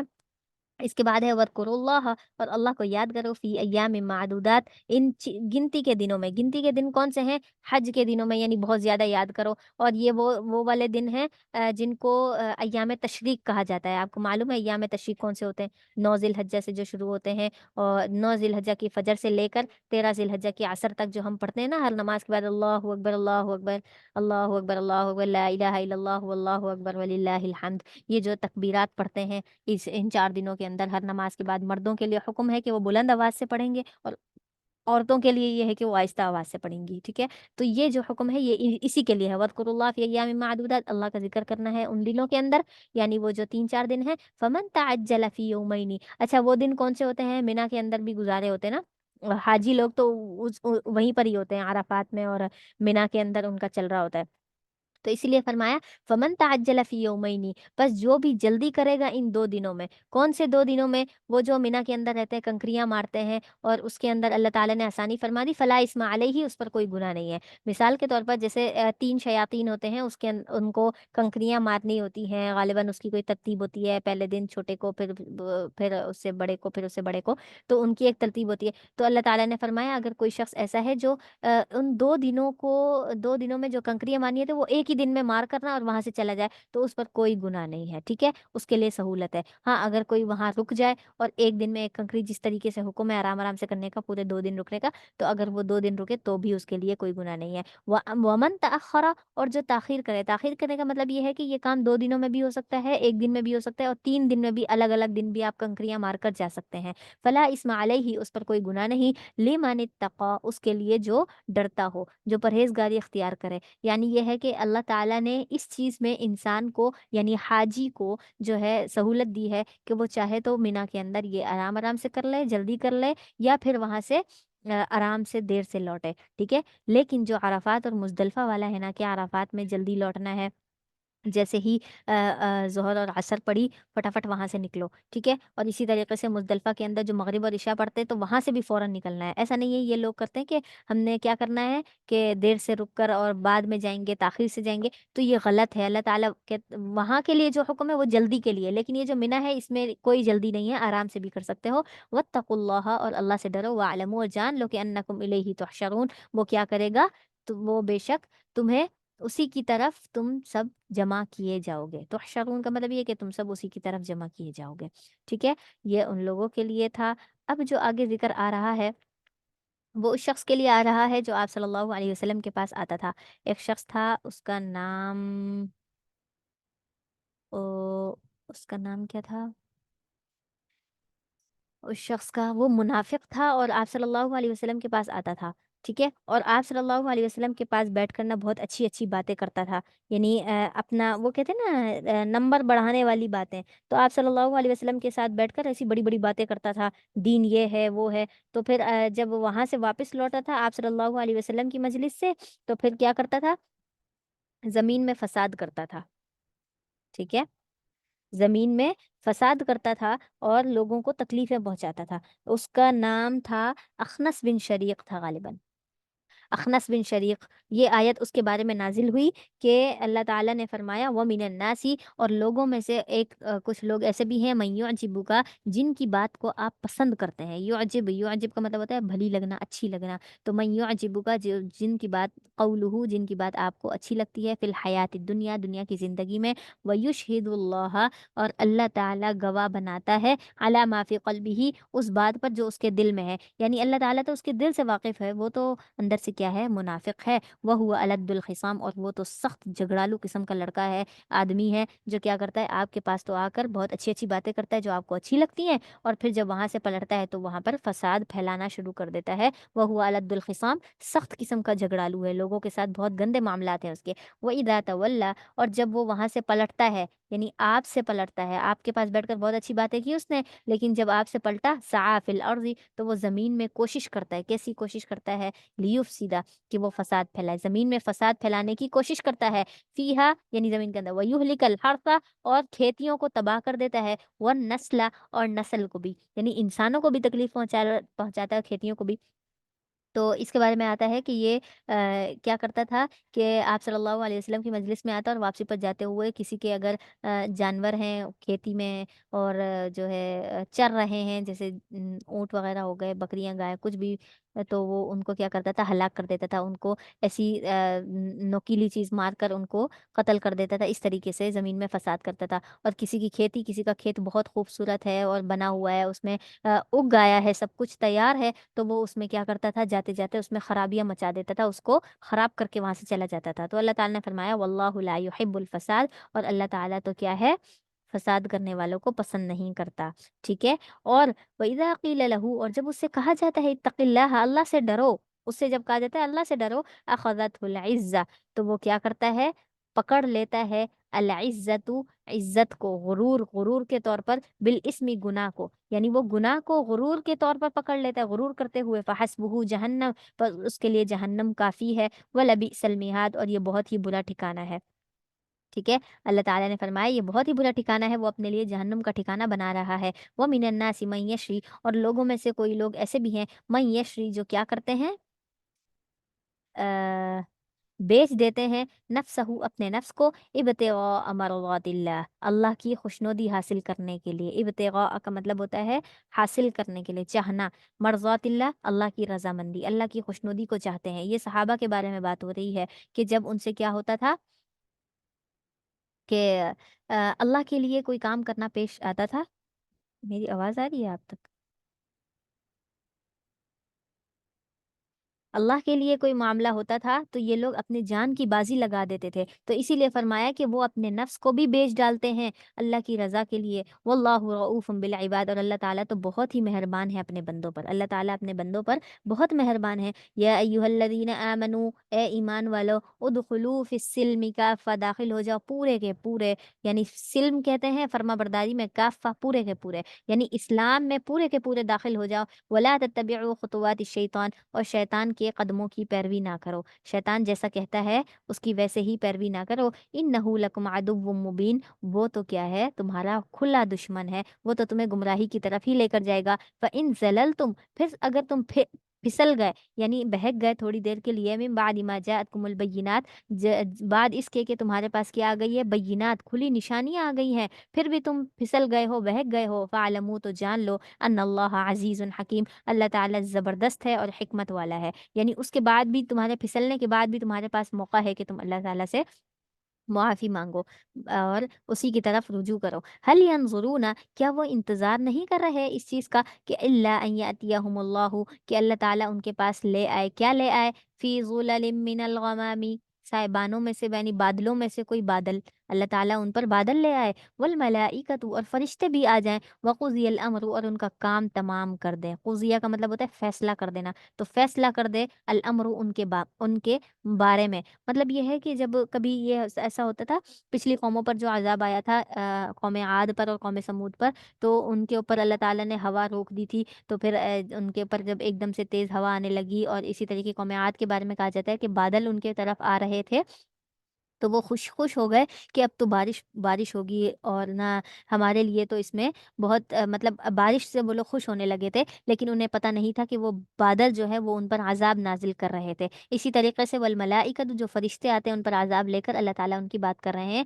کہ اگر یہ لوگ بھی انتظار کر رہے ہیں نا اس چیز کا کہ اللہ تعالیٰ جیسے پچھلی قوموں پر بادل لے کر آیا، فرشتوں کو بھیجا ہے عذاب دے کر، اور ان کا کام تمام کر دیا، ان کو ہلاک کر دیا، اگر یہ بھی ایسا چاہتے ہیں تو میں ان کو بھی ہلاک کر دوں گا، ٹھیک ہے۔ تو والملائکۃ وقضی الامر، فرشتے بھی میں بھیج سکتا ہوں، اور کیا، ان کا کام تمام کر دوں گا۔ وإلی اللہ ترجع الامور، اور اللہ ہی کی طرف کیا ہے، تمام معاملات لوٹائے جائیں گے، یعنی جو بھی معاملہ ہے، جو بھی چیز ہے، وہ اللہ تعالیٰ کی طرف ہی لوٹ کر جائے گا، ٹھیک ہے۔ یہاں تک ہمارا مکمل ہو گیا، الحمدللہ ہم نے آج نصف پورا کر لیا ہے۔